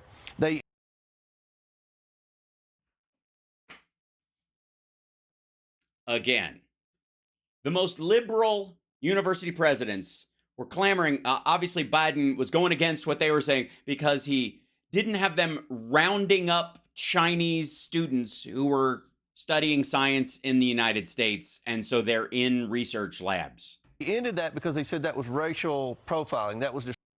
Yes, that's exactly what it is. Because you're only going after them because they are Chinese students. It's overly broad and has no bearing on whether or not you're actually looking for the real spies. You're just, I guess, effectively planning on rounding up or kicking out any Chinese student who's trying to study over here, who very well, by the way, many of them female, many of them trying to stay here, to get out, to find a way to extract themselves from China. But yeah, they said it was all racist and shit. It is. Discrimination. But the university presidents, even the most liberal ones, wanted that. They ended that. That's an example of a policy decision. What else have you found? Because the panel is at. Yeah. What else? That was it. That was the whole. So the end of it is the China Initiative. That's primarily. So they were all right. And again, they ended a racist policy by the Trump administration that, again, was window dressing it, looking at a legit problem while just being racist and gross. Okay, so.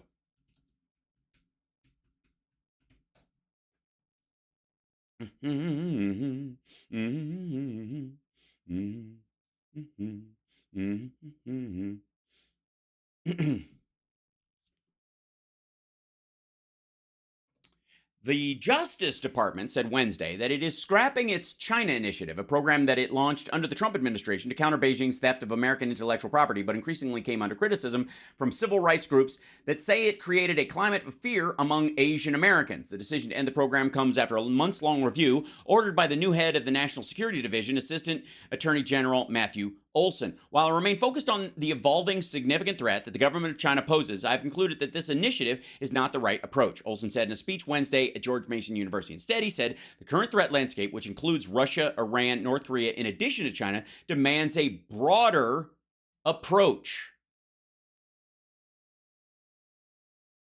The Justice Department will continue to combat Chinese espionage and cyber threats. The department announced the China Initiative in 2018 to combat what officials said at the time, and still say, is the Chinese government's relentless campaign to steal U.S. secrets, technology, and cutting-edge research. The scale of Beijing's efforts, American officials say, and stop saying it, Biden didn't tell them to stop picking on China, is staggering. Last month, FBI Director Christopher Wray said the Bureau has more than 2,000 China-related cases. I would have thought that Biden would have shut those down. They're weaponizing the government. Couldn't they just take all those people off that case and put them on Trump? It opens a new China-related case every 12 hours. This is during the Biden administration. There is just no country that presents a broader threat to our ideas and our innovation and our economic security than China, Wray said in a speech at the Ronald Reagan Presidential Library. Olson said he agrees with that assessment, and he vowed that the Justice Department will continue to combat Chinese espionage and cyber threats, just without the China Initiative banner. Also, by the way, that's how you let them know you're watching. That name itself, again, while it's just window dressing, also makes everybody tighten up their security if they are stealing something.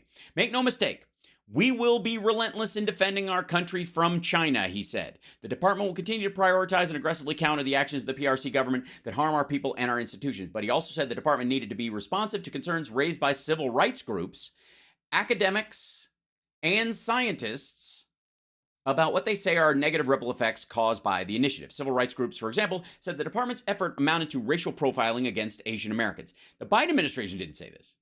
The Biden administration, you could argue, agreed with it, but the DOJ responded to these groups by doing their investigation. Okay. They also say it helped fuel a narrative of intolerance and bias against Asian Americans at a time when attacks and hate crimes targeting Asians in the U.S. were already skyrocketing. Anything that creates the impression that the Department of Justice applies different standards based on race or ethnicity harms the department and our efforts, and it harms the public, Olson said. I do believe the China Initiative was driven by genuine national security concerns, but I'm also mindful that the department must maintain the trust of the people whom we serve.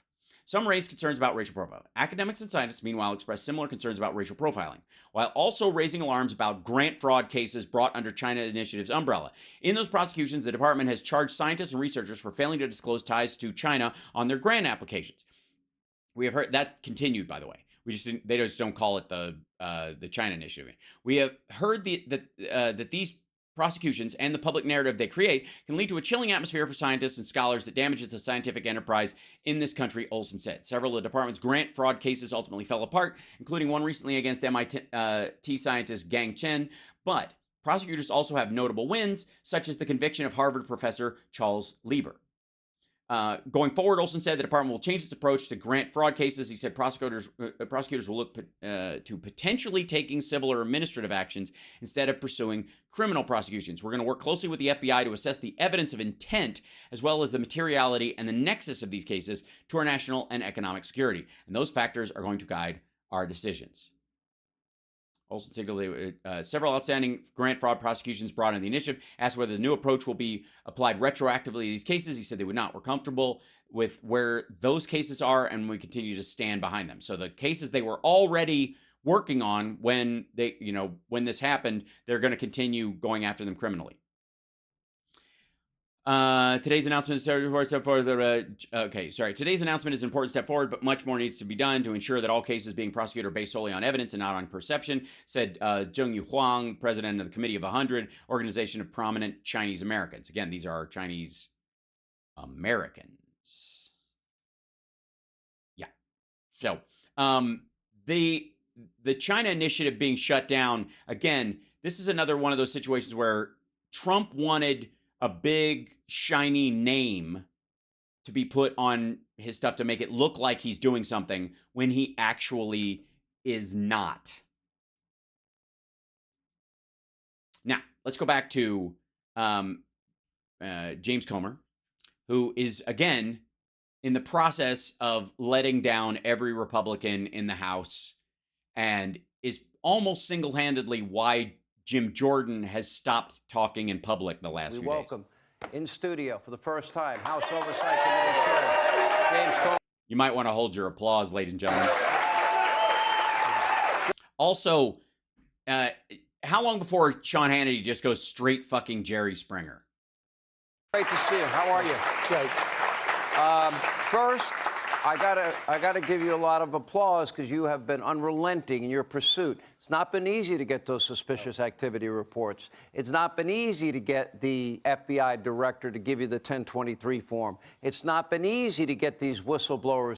And yet, you've worked so hard for nothing. Convince them, victims of retribution, to come talk to your committee and others. Victims of retribution?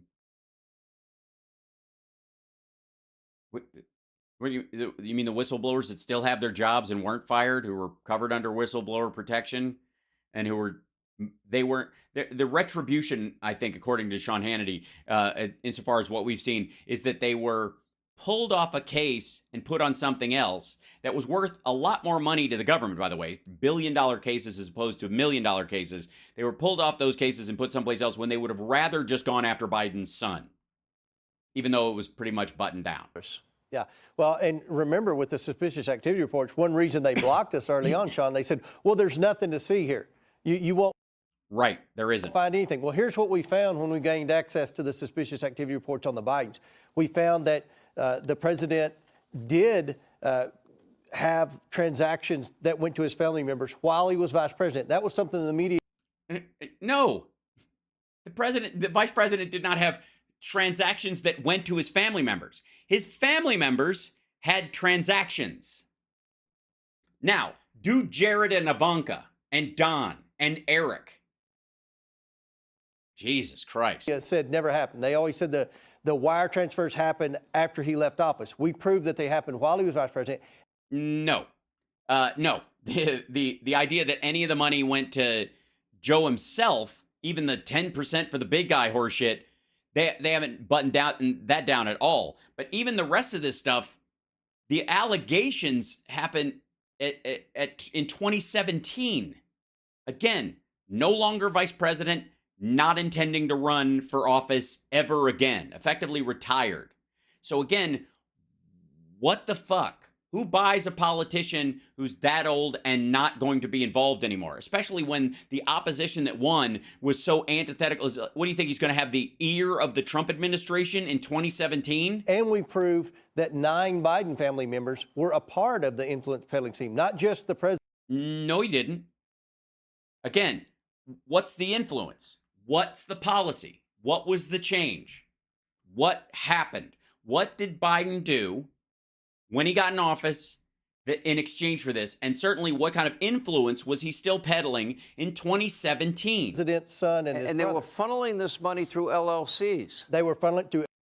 You mean like Trump's 500 LLCs? It's fucking Delaware. Everybody has an LLC. LLCs. We knew about several LLCs, but when we got access to Treasury, we found more LLCs. So we found more shell accounts, more bank accounts, and more Bidens who were involved in the influence peddling scheme. Now, today, again, what kind of influence, what kind of peddling? You can't just say influence peddling. You have to go, yeah, I need my quid and I need my pro and I need my quo. We've requested more information. We're going to request more suspicious activity reports relating. Because we have all these suspicious activity reports. And the one thing about them is there's some activity and none of it is really suspicious, unfortunately. And to Burisma. Now, I read. Wait, excuse me. The Burmese executives. So this Burmese, they say, pronounce it Burmese. For the record, no, they don't. But that's how we're going to pronounce it around here. Today, that Burisma money was funneled to China and then returned to the Bidens in the form of, quote, loans. No. What the fuck are you not? No, you didn't learn that. What are you talking about? The loan part was because of I think a Bank of Cyprus. And didn't Wilbur Ross run the fucking Bank of Cyprus? Is that to avoid taxes? Is that a forgivable loan with no? Also, if the money comes from Burisma, who gives a fuck where it goes before it gets to you?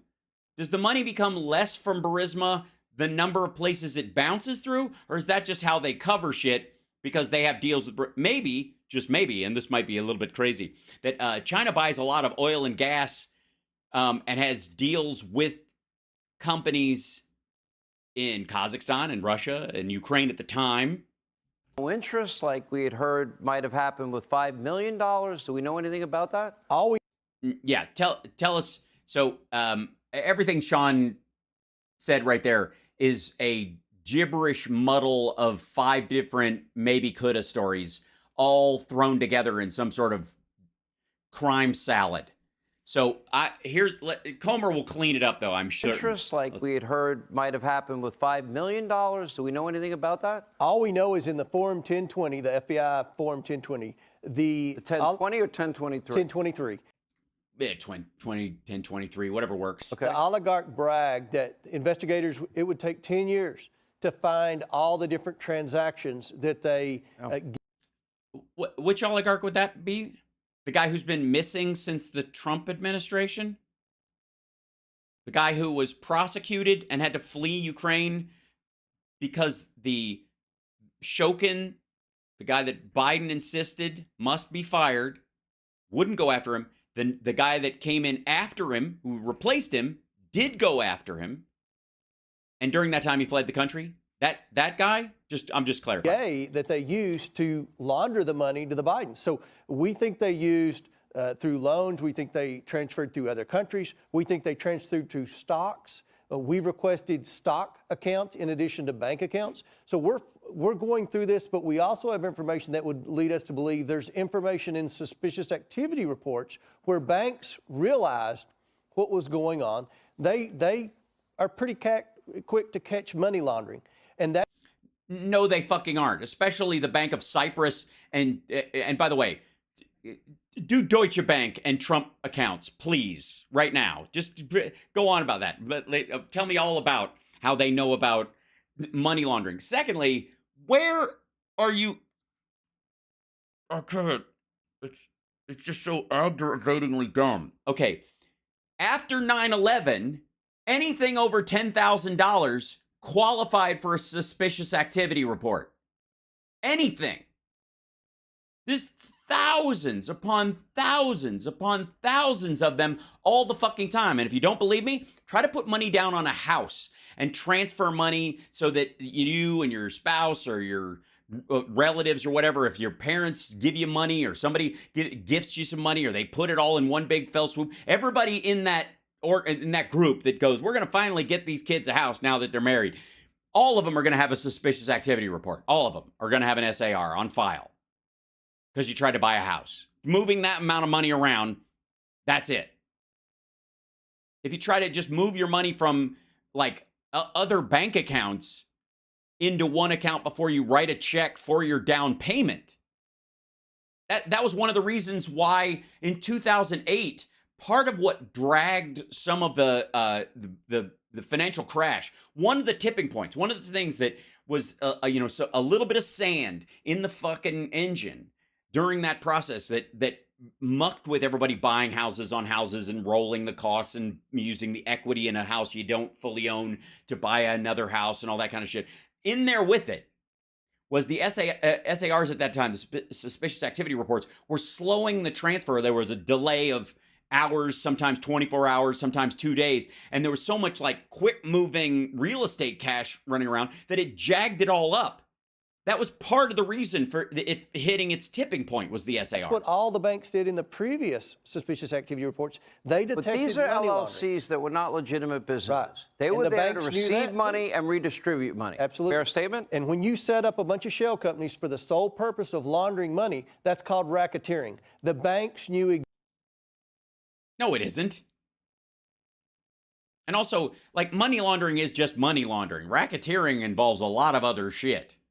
You're just involving other people. And again, this is him attempting to use big crime words that he saw in a movie or a TV show starring Dennis Farina at some point, because God love him. I mean, obviously not Snatch, but anything else. Exactly what the Bidens were doing. That's why they filed so many suspicious activity reports against the Bidens. What we're requesting now are suspicious. Now, real quick, How many SARs were filed against Trump and his associates and his family members during the same time period? How many? I mean, besides the payment to Stormy Daniels and, you know, Karen McDougal or whatever, and whatever, you know, the hush money / abortion funds that he doled out. Same time. We don't even have to go back to the 90s. Let's just stick around the same zone that this asshole is talking about. Let's talk about from when Biden becomes vice president to 2017. Same window. How many SARs were filed around the Trump organization or Trump properties or Trump LLCs during that time? What do you think the over-under is that they're 50 to 100 times more of them? What do you think? Activity reports relating to anyone that was involved in Burisma, because we believe this will help us track the $10 million that the oligarch said he sent to both Joe Biden and Hunter Biden. So you're the chairman of the very powerful and important House Government Very powerful and important Reform Oversight Committee. Now, what do you make of these WhatsApp messages? The Bidens are the best I know at doing exactly what the chairman wants from this partnership. Now, that's a message from Hunter to this Chinese energy company chairman that he's talking about, and they ended up. By the way, the CEFC, they keep going to the CEFC thing, and I've brought this up a bunch of times or whatever, but what they keep leaving out of this is that Hunter Biden was insisting that if CEFC wants to do business in the United States and get involved in pipelines or whatever the fuck they were trying to do, that was the part of the deal, that he as an investment person was being involved in with Rosemont Seneca or without, or with James Biden or without. That part's a little murkier because it never actually happened. That if they do that, if the Chinese government has to do that, they have to set up a U.S. subsidiary. They have to file and create a company in the United States that it falls under U.S. law. If they can't do that, they're wasting everybody's time. And he got pissed at one point. He's like, this turned out to be bullshit. These guys are fucking scamming us. This is flim flam from more than likely Chinese government forces trying to wiggle their way into this stuff. They never had an intent of going through with a legit business deal. This guy's full of shit. And that's why it fell apart. The CEFC deal never actually occurred. And the reason it never occurred is because those guys wouldn't pony up and form that U.S. company that would fall under U.S. regulatory rule. And they couldn't do business until that happened. And the money that supposedly he got from Robert Wagner was because they were like, put some money in an account before we even start this horse shit. And if they don't go through with it, we all get a little bit of money, so we're not dicking around with these assholes. And then the rest of the time he's playing Wolf of Wall Street, yelling at people. Getting, a week after that WhatsApp exchange, $5 million? Less than a week. It shows that this president's compromised. That's why we're investing. Wait a minute. The $5 million wasn't from CEFC. Now they're just mashing it all together. The $5 million was allegedly from Burisma. Investigating Joe Biden. We believe there's a reason that his family's received millions and millions of dollars from our adversaries, including China. We believe that he's compromised, and we believe that answers. What do you then I think, okay, that's cool. Look into that. Knock yourself the fuck out. But while you're at it, look at Trump's China account where he got $17 million in one evening and took $15 million in cash out the same day. After he dropped TPP, which China was against. Some of the questions as to why he has energy policy that puts America last and China first. How does it put China first? I guess the idea is that because green energy and China's bullshitting about their green energy. I think that he thinks that's the Paris Accord. So I guess they had to bribe the Bidens to get in on the Paris Accord and stick to it, even though the Obama administration had put it together and Trump had gotten us out of it, but we just get back into it. Did they bribe the French and the British and the Belgians and the EU leaders and them too? To what? Look the other way as China fakes its green energy revolution? This family's taken too much money from too many of our adversaries around the world for Joe Biden. Romania is an adversary now, by the way, just in case. I think it's because they arrested Andrew Tate. Not to have to repay them in the form of bad policy. Okay, we have which would be what? What would be the bad policy? And again, that's enough? Just bad policy? Well, shit. Trump would have been a way cheaper date. 6 whistleblowers going before the House Ways and Means Committee, and you're in touch with all of this. Absolutely. Okay. What do you make of this other WhatsApp message? I'm sitting here with my father, and we would like to understand why the commitment made has not been fulfilled. Tell the director that I would like to resolve this now before it gets out of hand, and now means tonight. He's like doing, I want to say, as Vito Corleone, that... By the way, if you'll recall, when Schiff spoke about what Trump said on the Zelensky call, and paraphrased what he said as a gangster, he's doing exactly what Schiff did. Sean Hannity right now is doing exactly what Trump says Schiff lied about him doing. This is just, and I don't have a problem with him doing this. This is just shtick. But that's exactly what Trump said. You know, like that constituted Schiff lying about him. If this is not resolved tonight, I will do what I have to do. Yeah. And he goes on and he says, and Z, if I get a call or text from anyone other than you, Zhang, or the chairman, I will make certain that between the man sitting next to me, Joe Biden, and every 2017, every person he knows, and my ability to forever hold a grudge that you will regret not following my direction. I am waiting. Well, yeah, I gotta say, does Hunter Biden sound like he's taking shit from the Chinese company at that point? It seems like the opposite, right? It's interesting because it's the first time Hannity has read that out loud and he's kind of made that point about it. But it makes it look like Hunter is the one exerting influence over CEFC and the people involved in it. Like, don't you fuck with me. Like, he's just being a tough businessman in this situation, which doesn't point to somebody who's being paid for influence, unless the influence has already happened, but the problem is in the timeline, it can't yet. They don't live up to that side of the deal. Apparently, it's the Bidens that are supposed to be hat in hand. They're supposed to be the one with their palm out. I am sitting here waiting for the call with my father. Well, that would be a direct implication of Pops, who's also implicated in the laptop, is given half his income to. Right.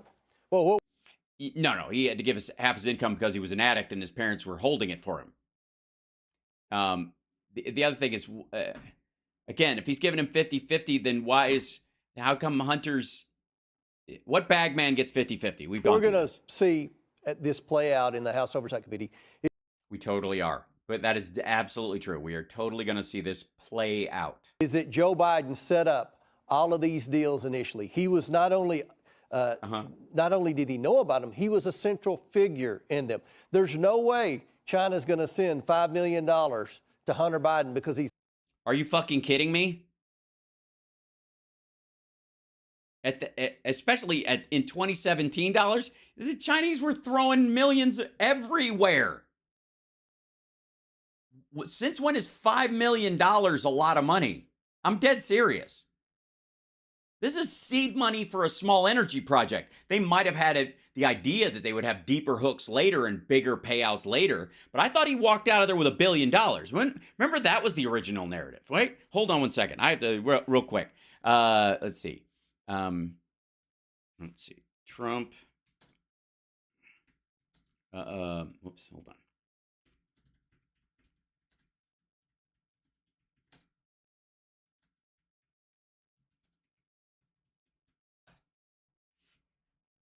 Yeah. So, talking about $5 million, right? That's the amount. Hunter. Hold on. Here we go. So let's. He's looking good too. He's looking real good. Hunter. I just want to tell you, I couldn't be happier for you and your family. And I know you don't know anything about energy, and I know it's an energy company, but I think they made a great deal, Hunter. And then they fly to China. And I'm dealing with people right now, they're tough as hell, those Chinese negotiators. And Hunter, who's not too smart. Hunter, who is not too smart. He goes in, he has a meeting, he walks out in his fund with 1.5 billion, with a B, $1.5 billion. Boo! Yeah, $1.5 billion. That's the story. We have come from $1.5 billion that he had one meeting and walked out with $1.5 billion. That's pretty direct. If you could find the quo in that, the quid pro part should be handled. If that's your argument and you have some way of showing that he had one meeting and walked out with $1.5 billion, fan-fucking-tastic. Show it. I mean, talk about a suspicious activity report. Shit. Go, that's a lot. And this is how much it's dwindled. This amount of money has dwindled like Trump's crowd size. Only worse, because Trump's now in front of a couple hundred people instead of even 1,000 or so. And the idea is that we've gone from he had one meeting, walked in, walked out with $1.5 billion, to he got somewhere between $2 and $10 million, but it's been funneled through a bunch of accounts, and I asked to pay tax on some of it, so about 8.6 million of it, and then this little bit went here, and then 10% of it, which would be again $900,000 on this initial payment that they're alleging, went to the quote big guy, which never happened. And Bobulinski says this, and all this guy that's written in there, but it never actually occurred, and was presented by someone else. But whatever. The idea is like, maybe we'll give 10% to your dad, because he's no longer in office. But even that part, which I don't give you, is a real email at all. But let's say, even if it was, it's after he's out of office and he's not going to run again. And what exactly policy is he buying? But even that, the $900,000 from this pissant little deal is a big fucking drop off from $1.5 billion, is it not? Threatened him in a text message. It's because Joe Biden had met with him first, and he had promised him things. He'd either already delivered and wanted the payment, or he was going to deliver. Which would be what? If he already delivered, and that's the reason he's saying that is because this is in 2017. But if he already delivered, what did he deliver? And if he's going to deliver, how do they presume he is going to do this now that he is no longer in office? What leverage do they think he would have with the Trump administration or the new Republican leadership under Trump at all? What phone calls can he actually make that would make anything fucking happen after he's out of office at that point? Where is it? What's the quo? Bring it. And the whole business model that China was using the Bidens for was to be able to take Chinese money and start buying as many industries and as many businesses in America as they could, because there were barriers to entry. Hunter had no experience in energy. He didn't have to have any. They were an investment group. All they had to do was make sure the money was being spent where it was supposed to be spent. That's not the fucking point. You don't think Trump can read a blueprint, do you? Really? No, none.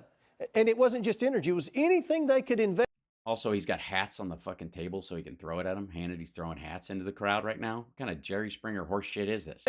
Because there are barriers to entry for China. We don't want China taking over important industries in America. We don't want China taking over. Let's see, Trump. There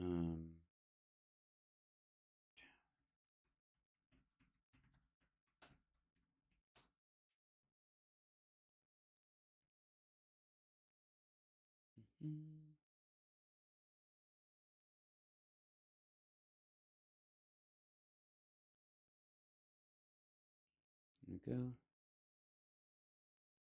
Is this, let's see, Emily.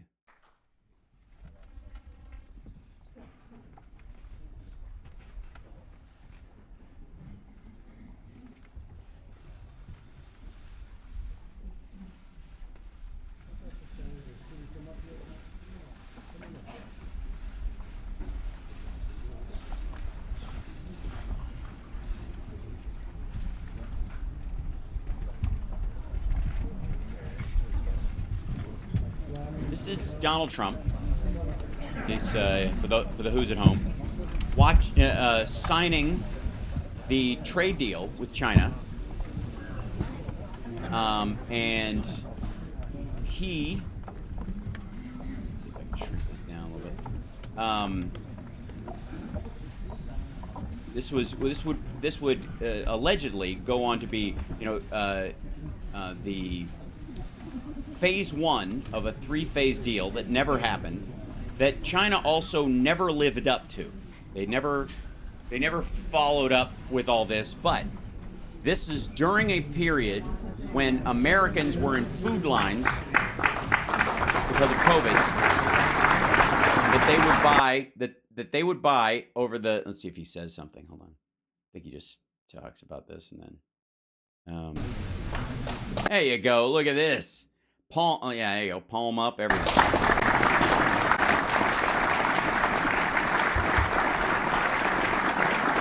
Even did one of his jizz squirts on his face. Okay, let me look up the poo-poo. Let's stand next to each other so we can never dodge this ever again. There he is. That would be the Chinese trade deal that 3 phase. This is phase 1, where the Chinese would agree to buy $30 billion worth of American goods to make up for, allegedly, them not getting 10 cents or some shit, whatever. They ultimately would only buy about $11 billion worth of beef, pork, corn, and soybeans because they need them. China buys 80% of its food from outside the country. He was trying to make up for this trade deficit that we had with China because they weren't buying nearly as much stuff from us as we were buying from them, because we buy their stuff wholesale and sell it retail to the rest of the world, or we have things made there so the goods themselves show up as a trade deficit because they're whole goods when they leave the country, but they have an American label on them, or somebody like a MAGA hat, for example. Just such an asshole. So, where we go? Where we go? What's this? Nope, that was the one. Where we go?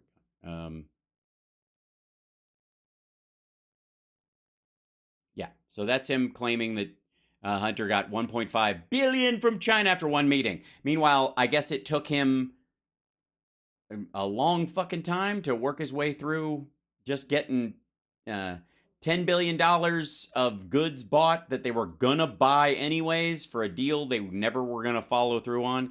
I don't understand how people actually buy this Trump knew what he was doing horse shit, but okay. So, back to this dickhead. We're almost done.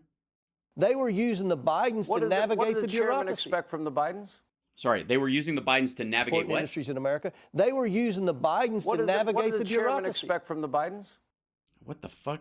Important industries in America. They were using the Bidens to navigate the bureaucracy. What did the chairman expect from the Bidens? Oh, he just bails on whatever it is. The trade something? Sanctions, maybe? Is that what he was saying? How? Whatever. I'm sorry? What did the chairman that they're kissing the ass of want from the Bidens? They expected complete loyalty, and they expected them to deliver on the money that they had paid them. They want.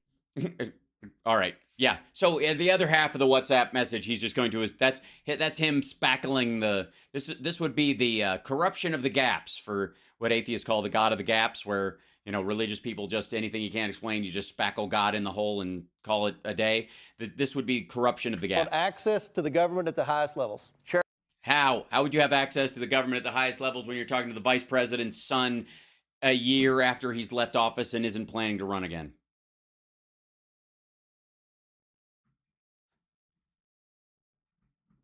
What did anybody think back to the beginning of the primary when Biden entered? Was there anybody that was like, Joe Biden's the shoo-in? If that motherfucker even steps up, he's in. Besides me. Because I was the one who was like, it's going to be Joe and it's going to be Kamala and they're going to win and it's going to be by this much.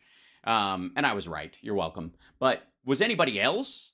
Because I was pretty fucking alone in that stuff, if you'll recall. and many of you will. By the way, you're watching Hal Sparks Mega Worldwide. Like, subscribe, etc., etc., etc. Let me bring in the chat real quick. I'm gonna get in here. There we go. Yeah, was I not the one who said? I think I was the only person who was going, this is gonna be the ticket. This is how it's gonna go. Oh, yes, Rip Portland. So sad. Yeah. One of my early feathers in my cap, where I was super right in the very beginning, especially where I was like, will you guys listen to me? Will you guys understand I'm not wasting your fucking time? Unlike James Comer, who is officially wasting everyone's time. And I'm for it, because the time that he is wasting is that of a Republican-led committee. Knock yourself the fuck out. I don't care. That's why I'm a huge Comer fan right now. I'm excited for what he comes up with. He is sort of the human personification of Trump's 2 weeks from now myth. Right. Like, you know how Trump was like, everything's 2 weeks away? That's Comer. Comer's like a walking version of that lie. It's amazing. And the nice thing is, for you guys, I would like to say, for there's no skin off our nose. Hi, Keith. Point out a single lie I've told right now. But I appreciate you trying. And by the way, thanks for being here. I appreciate the trolls for showing up. Because, you know, if somebody wants to be here, they're not wasting their time. You are, and that's a lovely gift. That's a lovely gift. Thank you for giving me the gift that you can never give back, the gift of your time. And also for helping us with the algorithm. Yes, that's right, trolls. You more than anyone help us in the algorithm. You tell YouTube that not only do people love this guy, watch him, but people who can't stand him also watch him. Therefore, ads. So I appreciate it. So thanks, trolls, for being here. We, you know, that's why we don't bounce people from here most of the time. It's, yep. And here's the thing. In many ways, I'm one of your best friends. I'm not mean to you, for one. I'll make fun of you occasionally, but I'll treat you like a human being. And whereas you're wasting your time by being here, apparently, that's up to you. Whatever you choose to do with your time, I guess technically isn't a waste of time, even if you are, you know, grinding your teeth and mad and, I don't know, spilling warm Pepsi all over your desk, going, fuck this guy, whatever. That's it. I mean, everybody needs a hobby. But I would say that unlike James Comer, I am not actively wasting your time. I'm just being myself, and you've shown up. Whereas Comer knows he's full of shit, knows he's dragging this out. Like I said, it's one of the reasons why, you know, Jim Jordan is not as vocal lately as he was, because he's looked at all this paperwork right next to Comer, and he's not stupid. He's an asshole, but he's not stupid. So, name names. Which ones? You mean Keith and some of the other ones? Whatever. That's fine. Trolls are delicious. Tim Pool versus Emma Vigeland, please. I gotta say, I'm not a fan of either. So I don't know what you want me to go over on that. I think they're both loosey-goosey with the facts, and I think they both kind of sell a narrative that I'm not even completely convinced they both believe. I have no dog in that fight at all. But I will say this. I will say, oh, thanks, Aaron, for the super sticker. Appreciate that. On the tip of your tip list? I see. Okay, good. Trolls are delicious. Comer has Kevin Archer going to testify before his committee. I don't care. Honest to God. No, not really. But in many of these, yeah, they sell validation. I mean, I just argue like they are trying to just tell people what they want to hear. And we've been through this a few times where I will say stuff that people just don't want to hear, and that's okay. because from my perspective, I'm staying true to my ethic and being honest with you about stuff. That doesn't mean that I have to shift my morals anywhere. It's just I can describe things as they actually are, not how I want them to be. And there seems to be an entire industry, and I think, Rusty Trombone, Russell Brand, is a great example of somebody who effectively moves the goalpost closer to his viewers all the time. That's what he does. So, and I just don't do that. I'm not going to do that. Jim knows he's a witness in the Ohio reopening trial. Yeah, that's one of the reasons too. But yeah. Thank you, Karen, for the new computer fund. I appreciate that. Yeah, they're doom sprayers. I appreciate that, Mr. Spock. I really do. I love you guys. I have to take off. I will see you guys tomorrow morning. And hey, I wonder if, let's see. I don't know if he's got time to just, yeah. But Boston Brian, let me know if you want to come on. If Boston Brian wants to come on Saturday during the first hour for the second half of it with us and join me and Johnny Million. Maybe do this, at least once a month. It'd be nice to have him in there. That'd be lovely. And, yeah, tomorrow, trends and more of this story. There's obviously a lot of stuff happening, and we will run out of time before we run out of topics in the morning, and then afternoon shows at 3 o'clock as per usual. And I will see you guys tomorrow. Take care of yourself and take care of somebody else. And the one thing I want you guys to be aware of is the kidney.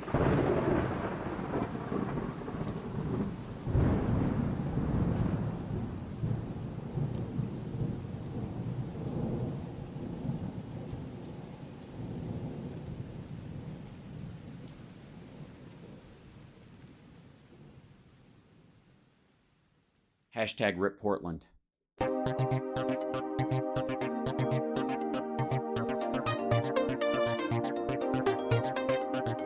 Even outside, it's packed. Don't want anything that's good. The past wasn't that long ago. Yeah, no, she's crazy. She is totally nuts. I agree. I'm a dope.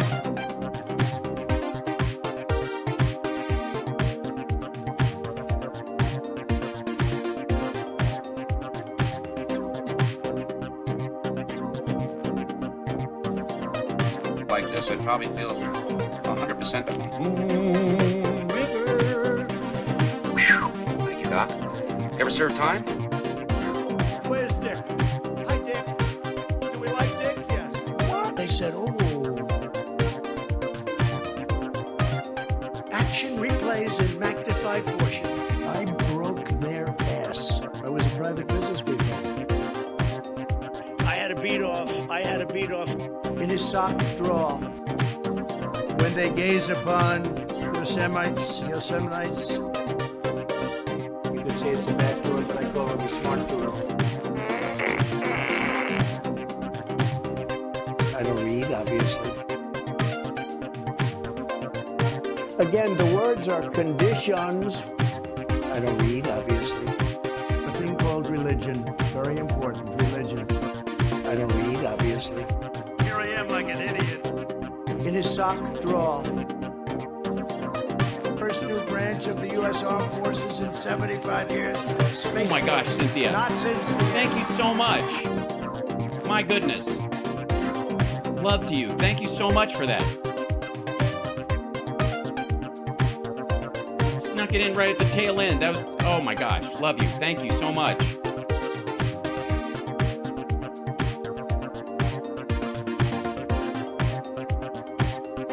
Holy smokes.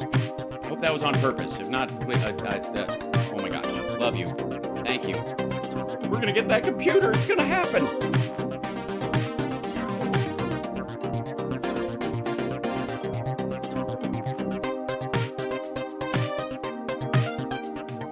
Bless you. Thank you for that, Cynthia Walker.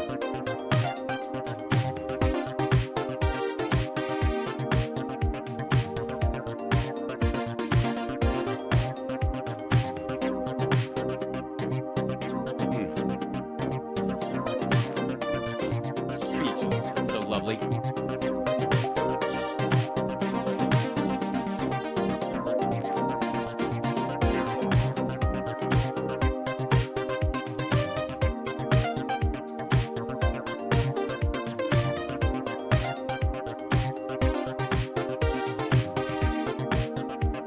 chud will be getting love.